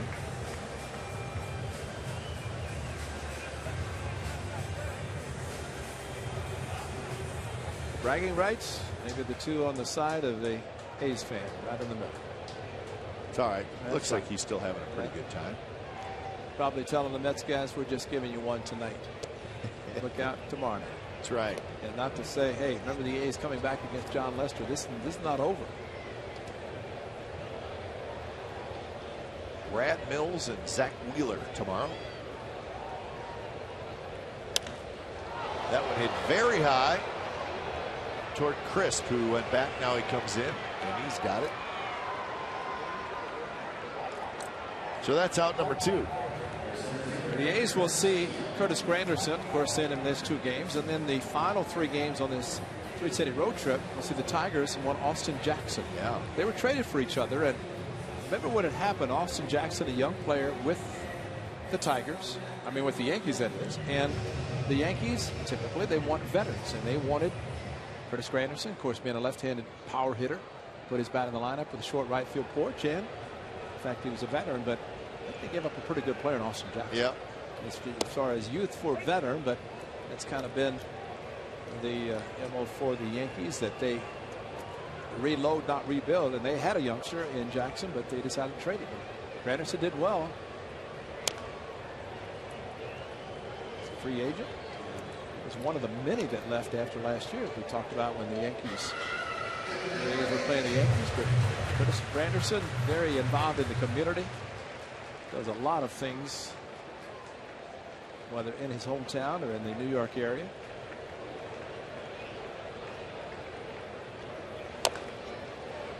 Well, Granderson ended up 4 years in New York. A lot of home runs, but unfortunately it did not end that great, because last year he only played in 61 games. All those injuries hit the Yankees last year. But he got a 4-year, $60 million contract to come to the Mets. So he said, I'll stay in New York for that kind of money. Why not? And he said the Grandy man can, right? The Grandy man can. That's right. Because that John Sterling, whenever he hit a home run, you either get a text message from Mark Teixeira or a Grandy man home run. That's right. Robinson Cano, don't you know? And those guys are gone except for Teixeira, the text message. Going to have some new ones. 227 career home runs for Curtis Granderson, and everybody in baseball will tell you, as good of a player as he is, he's even a better guy. Absolutely, absolutely. Nicest guy in the world. He's probably going to be a broadcaster when he retires, if he wants to, put it that way, because he's that good. But signed for $60 million. I don't know if he'll play for a little while. You know, it's Derek Jeter. I had the honor of interviewing him the last trip the Yankees made to town. He said, you know, traveling, I want to own a club. I think the captain's got a chance to be an owner and not have to travel, except when he wants to. You know, after spending 20 years of traveling. Young hits another ball deep to left field, and it's going to be a 2-homer game for Chris Young against his old team, the Athletics.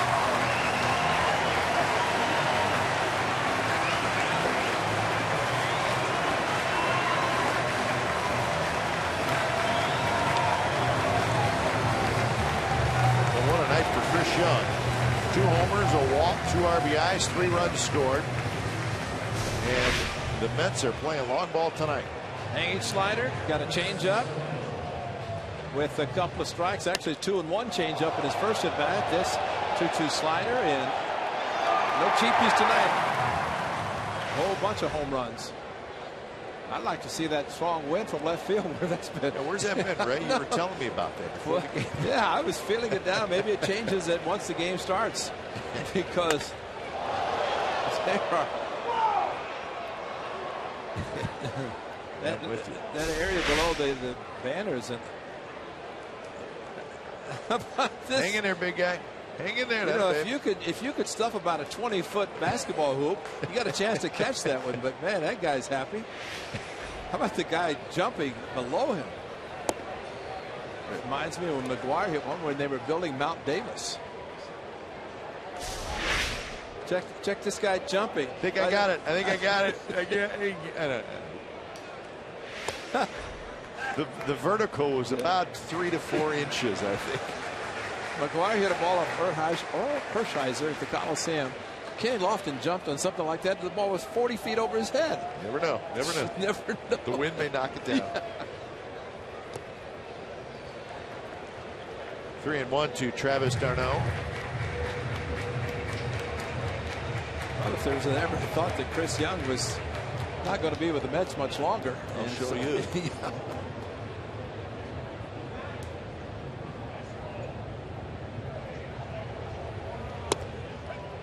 And that's called a strike. 3-2. I got to believe, Ray, no matter who you are or what your team was, is, it's got to feel good Absolutely. to do well against a former team.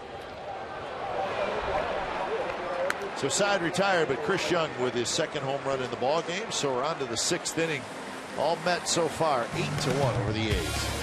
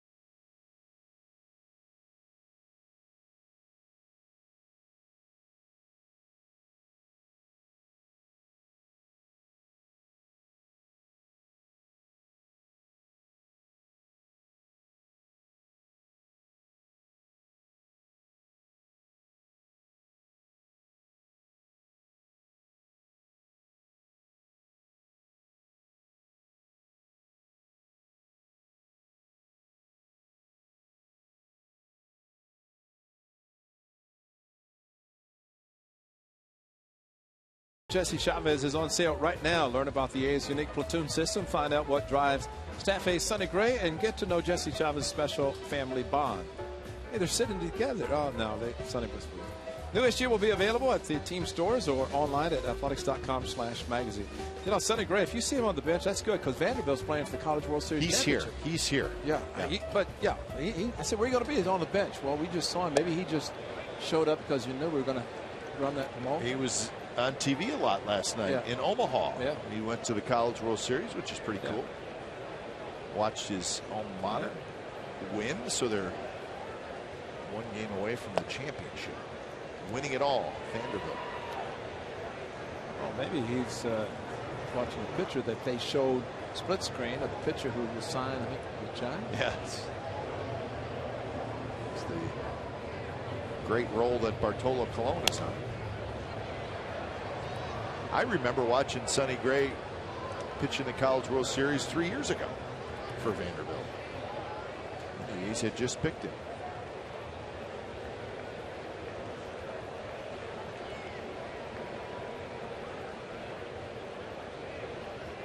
Moss, Cespedes, and Vogt against Bartolo Colon.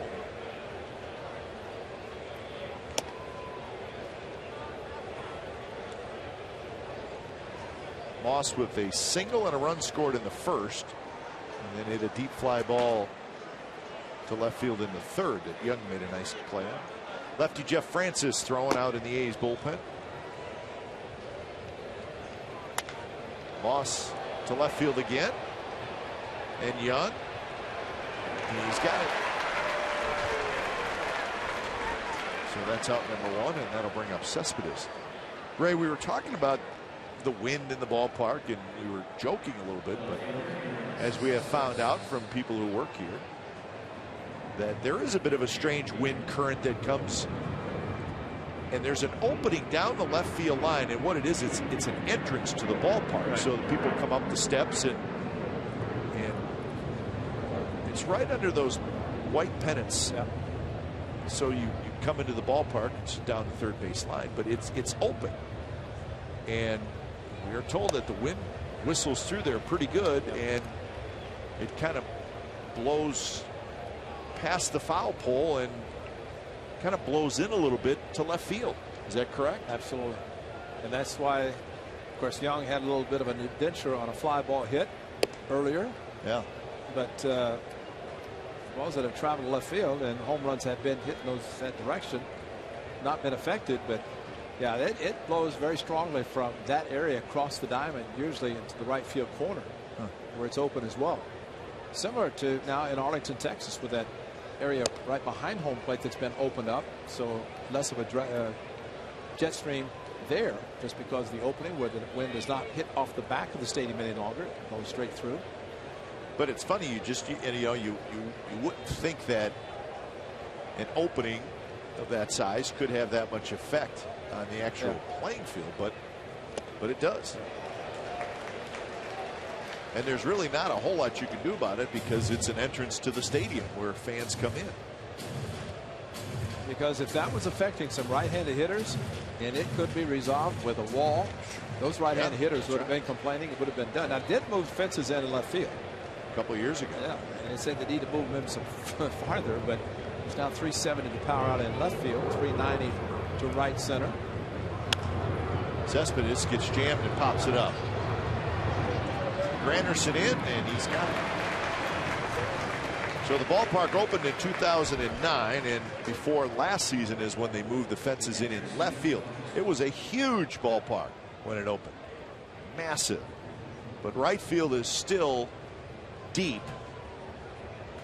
You see 398 to the deep alley, and it goes back a little bit where there's a little party area down there. And something else unique, and Ray, I walked out there and I really noticed it, is the upper deck out there in right field hangs over the home run fence by a good 3 or 4 feet.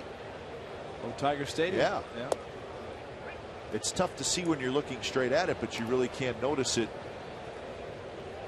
That right there, the Subway, Pepsi, that hangs over, again, 3 or 4 feet over the fence below. It's amazing. A lot of new stadiums will take parts of other stadiums and incorporate it into their architecture. I don't think that they took anything from Shea Stadium. Yes, you're hearing it right now. It's called an airplane. Nothing against Shea Stadium. I mean, it was their home for 45 years, but it was an interesting place. And you know, the home for the Yankees in 1974 and 75 when they were renovating Yankee Stadium. That's right. They played all games, Yankees and Mets, here or at Shea Stadium. How about that? There's the apple. It's gone up 4 times tonight. When a Met hits a home run, and that did come from Shea Stadium, so I stand corrected. Well, if that's the only thing, then that's not. Well, that's okay. I tell you what, the entrance to this stadium, though, is absolutely gorgeous. It's the main entrance, and it's an honor to Jackie Robinson. It's called the Jackie Robinson Rotunda, and it is built after Ebbets Field. They said the facade to the front entrance is exactly like Ebbets Field, which is pretty cool. Right. And I walked down there today, and it is beautiful. Vogt hits it hard. It hit the umpire, and it's a foul ball. Joe West lined up in foul territory, as he lets everybody know. So if he's lined up in foul territory and the ball hit him, then it's got to be a foul ball, I guess.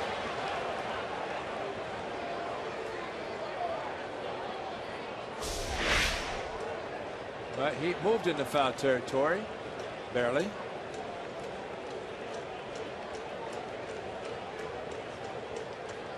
And it would have been foul, so it ended up being the right call. He's all right.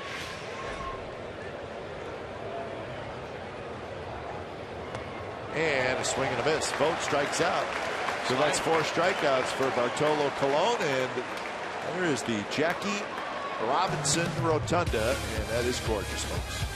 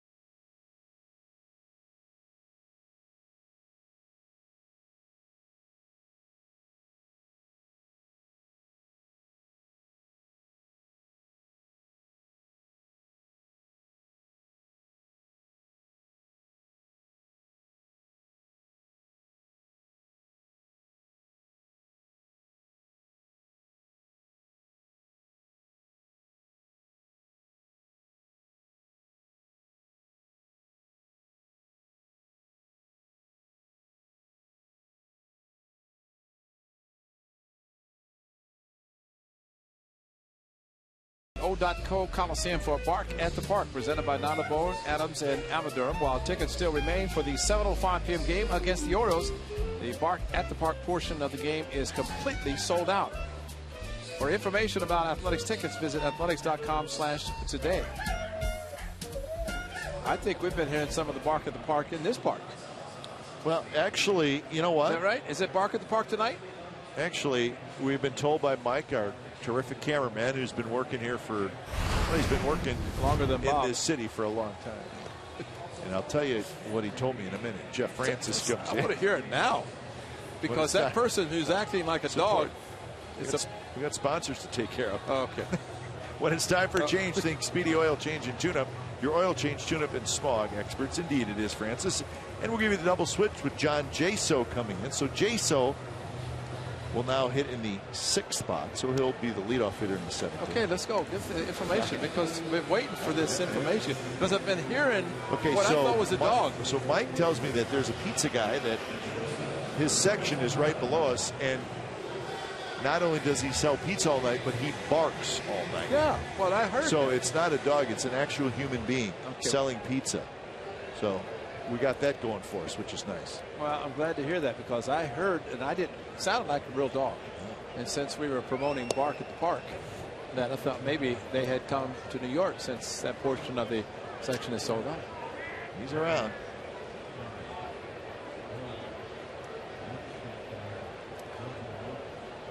So Jeff Francis, and Jeff Francis hits Ruben Tejada.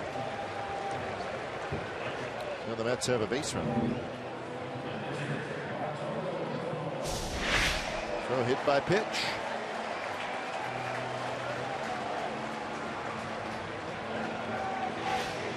So that's how the bottom of the 6th starts. And here's Bartolo Colon. Colon with a sacrifice and a single. How about that? And he's going to try to get a second sacrifice. Maybe, maybe not. He's swinging, he rips one foul. Maybe they're looking at this lead as not a sacrifice situation now that I think about it. Maybe looking at a 7-run lead in the 6th.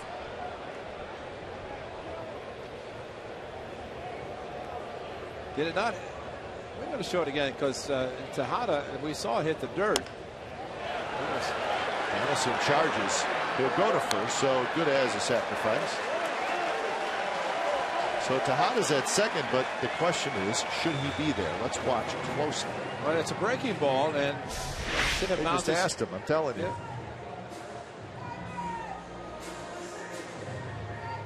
It hit off the glove of Jaso, or hit off Jaso, period. It hit the dirt. Well, if it hit him after hitting the dirt, that's acceptable.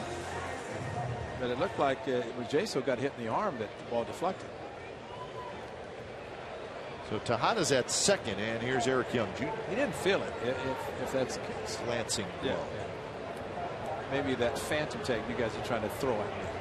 Can't believe Gallardo said. Base hit left field. And here comes Tejada, but they're going to hold him up as Cespedes showing off his arm. So Eric Young with 2 hits. You wouldn't believe after all these years that I have to be subjected to this, and people think that I didn't tag Joe Goody, Bud Harrelson. Augie Donatelli moved and he saw it. Look at Augie Donatelli, the home plate umpire. Was that a classic or what? Look at Augie Donatelli, the home plate umpire, right? But got him on the uniform, folks. Oh, yeah. That's a uniform. You tagged him so hard, he's probably got a bruise. Willie May saying, come on, man. Now, I went over and said hello to Howie Rose and Josh Lewin. Yeah, radio announcers for the Mets. And do a terrific job. So talking, and the engineer had the headsets on, doing his work. And all of a sudden, I see the engineer take off his headset, and Howie Rose said, I have to ask you the question. Did you tag Buddy? I said, yeah, I did. I said, Augie Donatelli put himself in the greatest position for an umpire. That's going to drop for a hit. And trying for third, the throw is high, and it rattles around off the facing of the A's dugout. Tejada comes in to score as Eric Young tried for third, and a good throw. He would have been out, but Cespedes airmailed it. So now it's 9-1. Well, a bloop on a breaking ball, just threw his bat at it, and of course that's what he did on the changeup to Kazmir in the first inning with a strikeout. Cespedes had Young by plenty, but then as the ball flew over the head of Donaldson, fortunately it hit the rail and bounced, stayed in play. So I don't think an error is given. I think it's on the throw to third that Murphy went to second. So there is no error. No error. So he goes to second on the throw. And here's David Wright. So 12 hits now for the Mets as they're putting on an offensive show tonight. Tejada is the runner who came in to score. I think Cespedes, he was like, I can't even believe that this guy's running. Hasn't he seen what I can do? But he was much closer to the actual base he was throwing to. Big numbers for Wright against Francis. Francis, fair amount of time in the National League.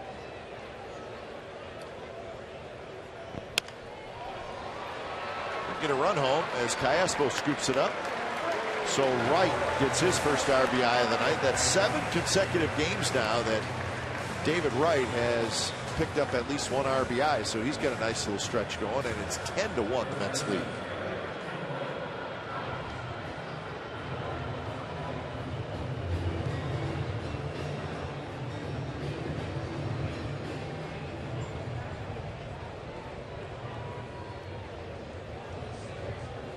So here's Eric Campbell. 2 runs in for New York. You know, one more thought about your hard tag on Buddy Harrelson.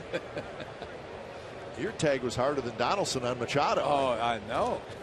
But that, seriously, that series was full of 1-run games. I mean, there was not a lot of runs scored, so a play like that is huge.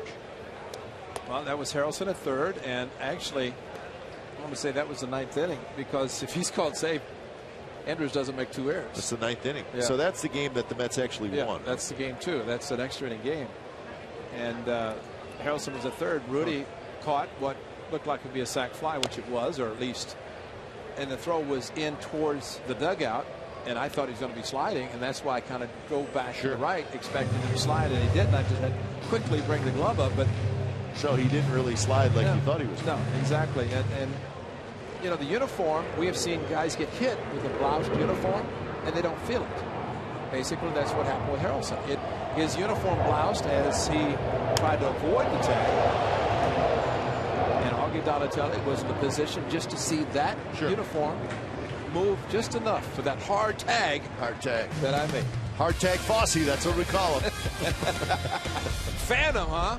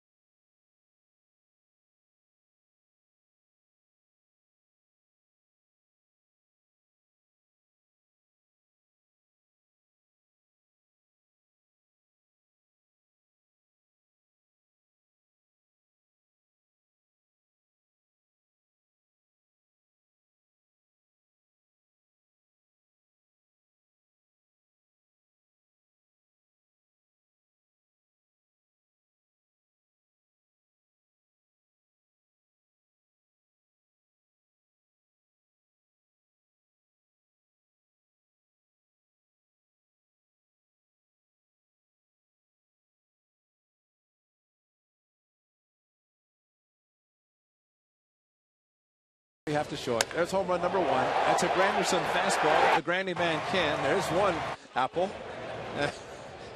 And then Chris Young, who was a former member of the Athletics, that's number 2 and a hanging changeup. Apple number 2. And then this young man, was it Damon? Yeah. He had a 3-run home run, and then Chris Young another one. Wow. And the guy jumping below thought he had a 10-foot vertical leap, could not catch it, so it went in the seats. So 7th inning, Jay Soto lead it off, followed by Reddick and Callaspo. So Bartolo Colon is rolling along. He's closing in on 100 pitches, though.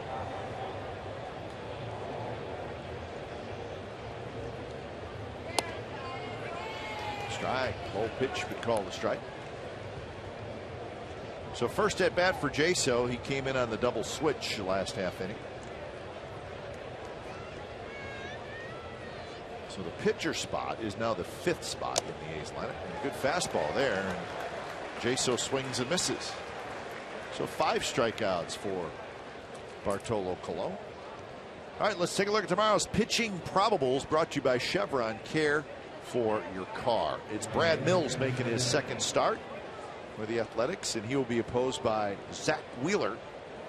Wheeler 3-7 with a 3.93 ERA. Zach Wheeler is the young man that the Giants traded to the Mets for Carlos Beltran. That's right. 2011.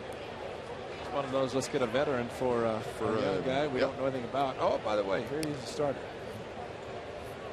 Pretty good.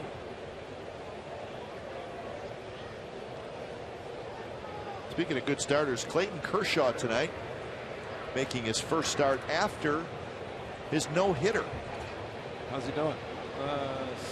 Well, I know he gave up a hit in the very first inning, so Johnny Vandermeer is safe again. He's been safe.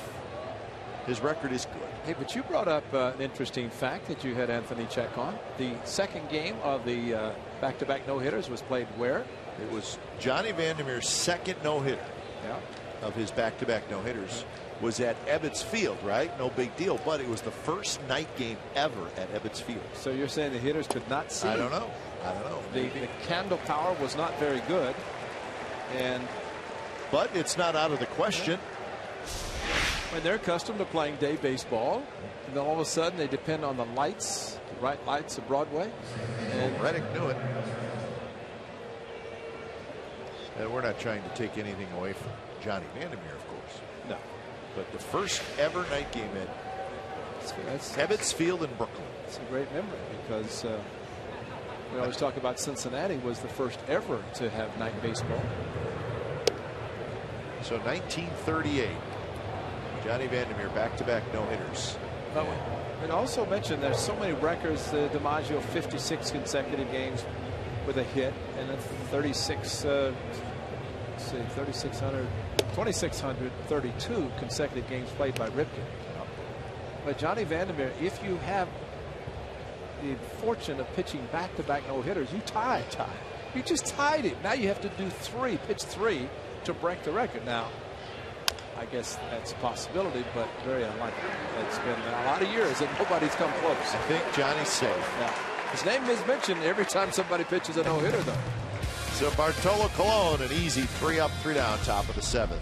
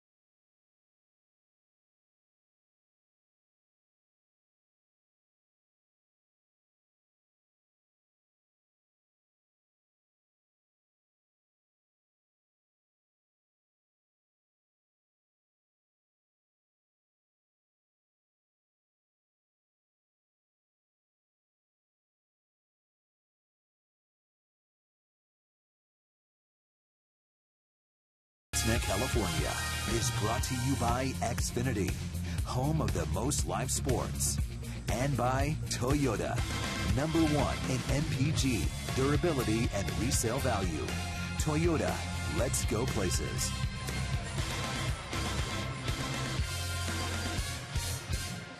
Mets 10 and the A's 1, and it's the bottom of the 7th inning. Got some changes which we'll give you momentarily. So Callaspo stays in the game, but he slides over to first base. Francis stays out there to pitch another inning. Eric Sogard comes into the game, and Sogard is the second baseman.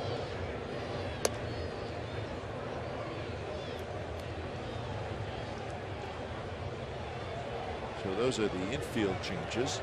Outfield, Moss goes out to left. Oh, but we're not done yet, because we got a new center fielder in Jonas Cespedes. So Coco's out.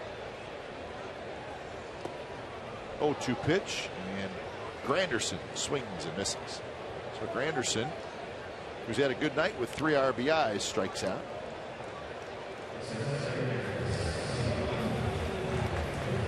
So that's out number 1, and here's Chris Young, who's had a huge night. 2 homers, a walk, 3 runs scored, and 2 RBIs.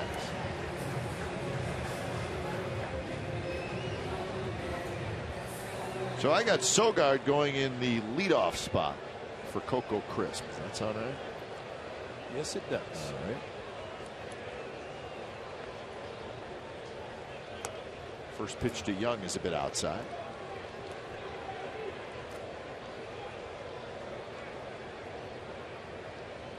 Twelve hits for the Mets tonight, 4 for the Athletics. Neither team has made an error. So there is a silver lining. That's right. And we're going to find it.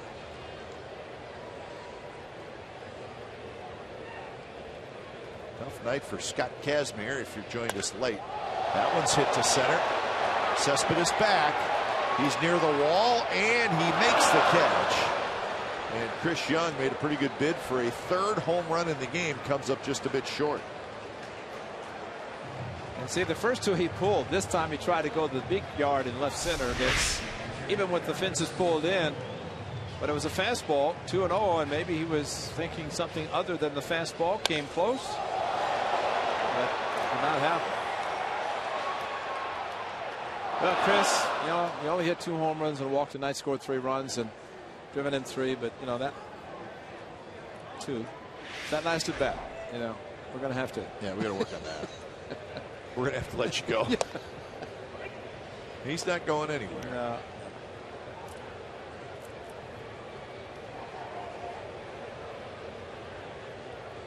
Mets come into tonight 5.5 games. And the first place Nationals, who are starting to play well. Isn't it funny, Ray? When we saw the Nationals, they couldn't do anything right. Yeah. And they didn't have Zimmerman.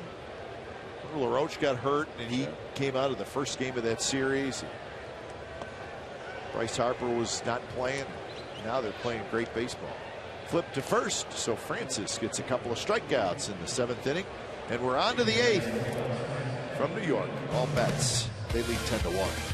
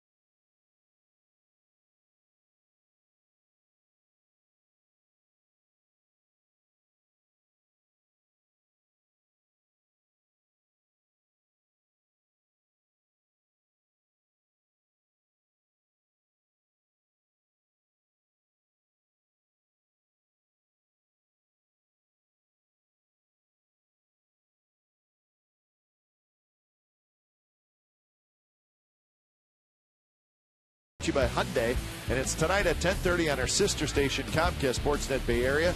All the highlights and clubhouse reaction from our game here in New York. LeBron and the Warriors? Question mark. And a tour of Levi Stadium. That'll be good. Ahmed Fareed and Henry Wolford will host.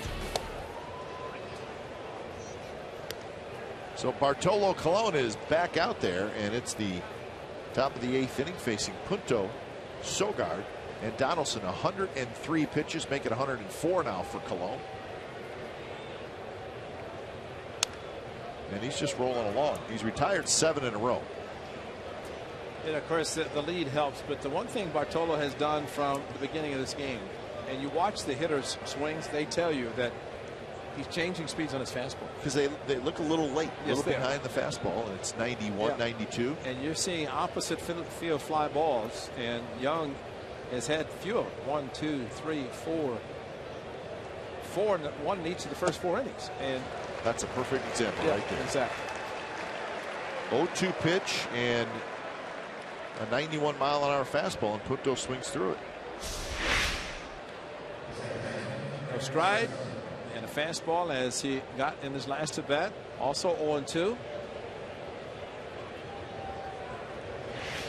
Well, here's a perfect example as Edgin starts to throw the left-hander. Also throwing his thick black. Here's the right hand. But with Colon tonight, Ray, in the first 4 innings, 1 strikeout. Since then, he's got 6. 2 in the 5th, 1 in the 6th, 2 in the 7th, 1 here in the 8th. And there's no hard splitters or hard sliders going on here. No, it's just fastballs, and we knew he was going to throw the fastball. He did throw Cespedes a slider in his last at bat. 3 pitches for each hitter in the center. Well, we saw him the last 2 years, and we knew that when he took the mound, if he established the fastball, and especially if he got some run support early, he would dominate, and he's done that tonight. 3 runs in the 2nd inning after the A's had actually scored a run in the 1st inning with 2 outs. That's it. A double to center field by Cespedes, scoring Moss from first, who swung 3-0.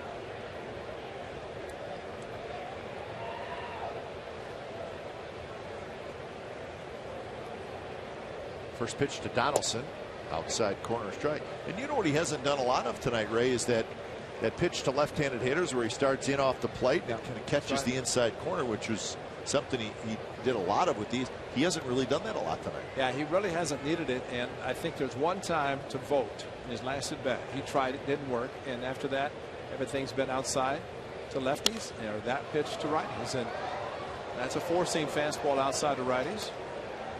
Or this right-hander, and of course he can go 2-seam. He's walked 1. That was in the 2nd inning. 73-38. Strikes to balls. 0-2 pitch, and that's right on the outside corner. Strike 3 call. 8 strikeouts for Bartolo Colon, and he is vintage Colon tonight as he has retired 10 in a row.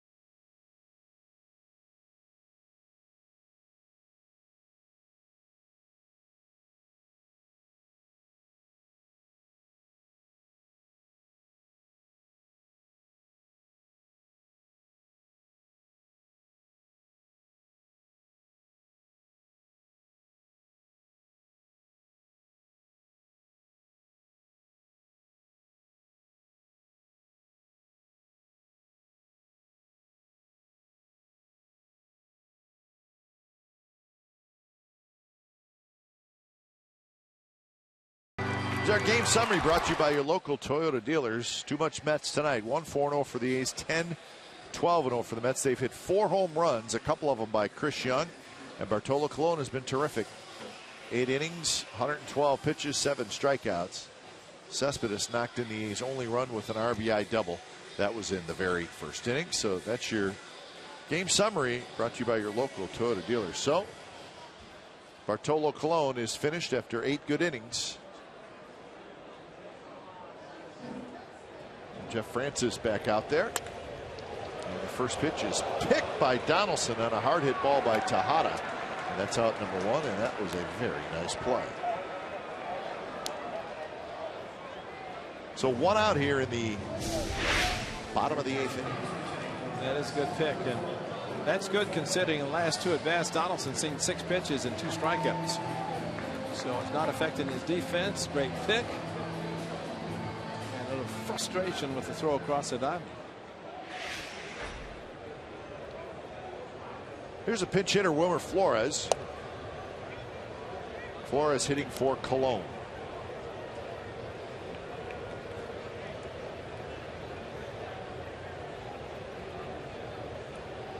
Six in a row retired by Jeff Francis.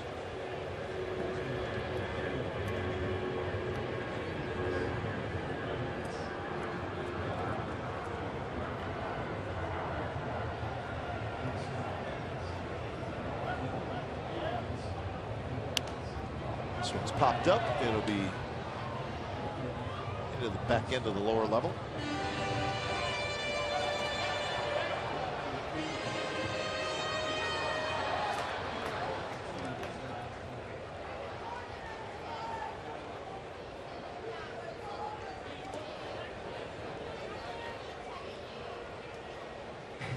See where Adrian Beltre got a career hit number 2,500 tonight in that game against the Tigers. We figured he would get that very soon after we saw him in the last homestand. We also figured that he's going to get his 3,000 before his career is over. You have to think that anyway. 2 away here in the bottom of the 8th inning. I agree with you. Rangers have tied that game. It's 1-1 in the bottom of the 4th. Tigers, Rangers.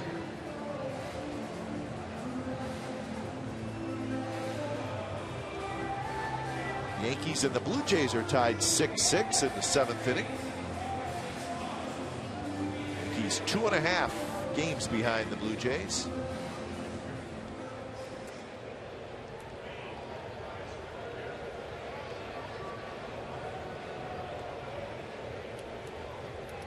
Top of the order, and Eric Young, and that pitch is a strike on the outside corner. Eric Young is 2 for 4 with a couple of singles and a run scored, so he's done his job out of the leadoff spot.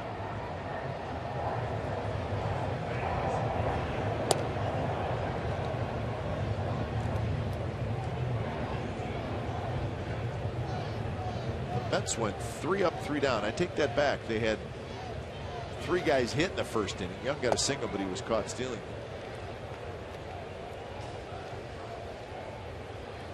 Innings 2 through 6, they did all their damage.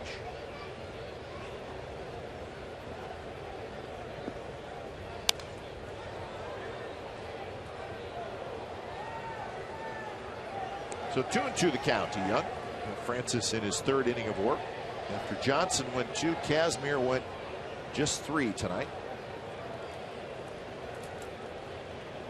Another lefty tomorrow night, so Chris Young's probably going to be in the lineup as Brad Mills is going to make his 2nd start for the Athletics. So that's probably see a similar lineup tomorrow night as we're seeing tonight for the Mets.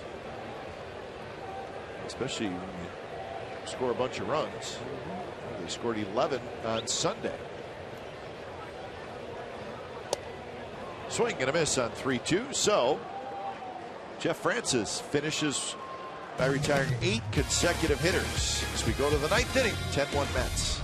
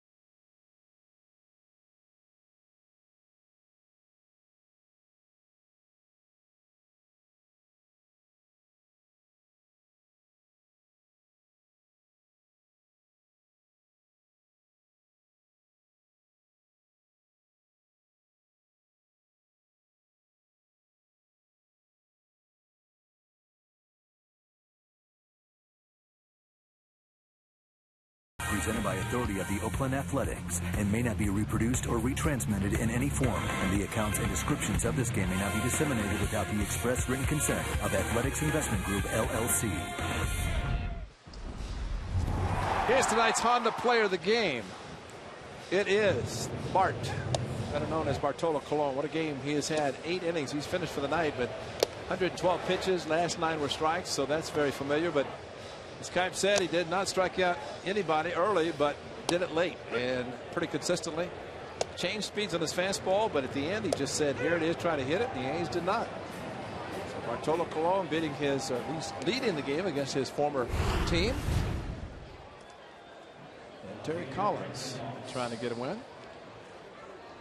So he goes to his bullpen for the 9th. When it's time for change, think Speedy Oil Change and Tune-Up. Your oil change tune-up and smog experts. Vic Black comes in. 13th appearance. Mets acquired Black last August. Remember, they traded Marlon Byrd to the Pirates. Marlon Byrd had played pretty well for the Mets, and Pirates were working their way toward the postseason, so they made the trade. 97 miles an hour on his first pitch to Moss, and it's a bit high. Okay, so he's got a good arm. All right. We know that now.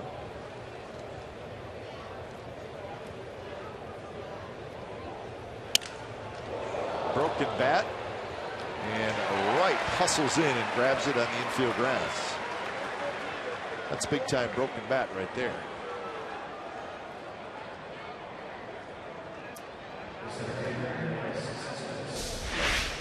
Well, it sounded like it was a broken bat, and that the splinter and the handle in the hand of Brandon Moss, and it's broken.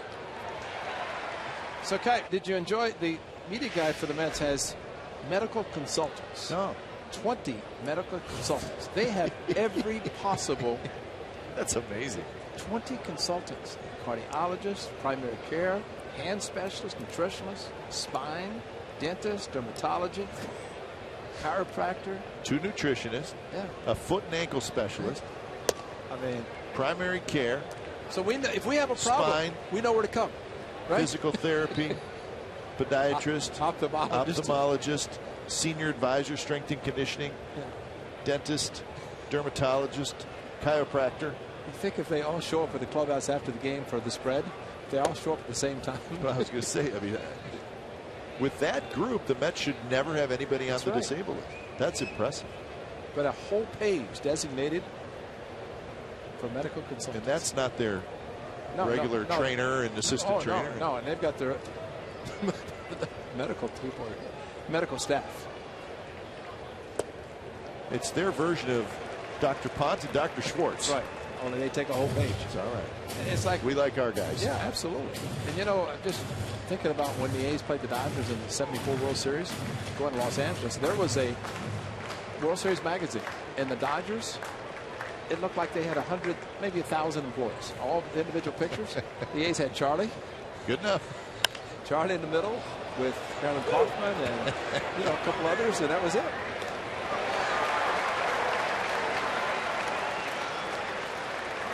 So Cespedes is retired. He ends up 2 for 4. And the A's have not had a hit since the 5th inning. Their last 12 batters have been retired. So you don't say this very often, and it's a huge Mets lead, obviously, but the A's have gone quietly here in the late innings. Well, your memories of the last time the A's were here were quite vivid. And get stuck in the elevator and busing into Philadelphia after Delaire reminded us a Connor Jackson hit to tie the game in the 9th inning, send it to extra innings. Yeah, Brad Ziegler hit a batter with the bases loaded, and that's how the game ended. It was a disputed hit batter because I think he turned into it or something. It was late. It was 14th or 15th inning. One of those frisbees thrown by Ziegler that hitter turned into it. Jeff Francis getting an at bat. Boy, Jeff. National League, he's very familiar.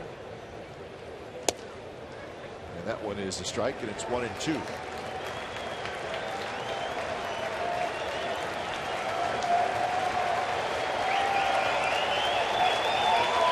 So Vic Black trying to wrap it up for the Mets. Yeah, high fastball, and he's pumping it in there pretty good. Francis is thinking, geez, manager, thank you. And Derek Norris is thinking of even more. And Derek is the only one left. And of course, he's going to come back from taking a bat to the side of the head on Sunday, which is scary. Pretty good swing by Francis, doesn't matter. So the final 13 A's hitters go down as it's all Mets tonight. Chris Young with a couple of home runs, and Bartolo Colon, who has been pitching great as of late. Colon gets his 8th win of the year, and for Scott Kazmir, he just did not have it tonight. He goes 3 innings. He takes the loss. He is now 9-3. So game 1 of this quick 2-game series goes to the Mets. Final score, Mets 10, Athletics 1. You've been watching Oakland A's baseball on Comcast Sportsnet California. Don't go away. A's postgame live with Brody and Carney starts right now.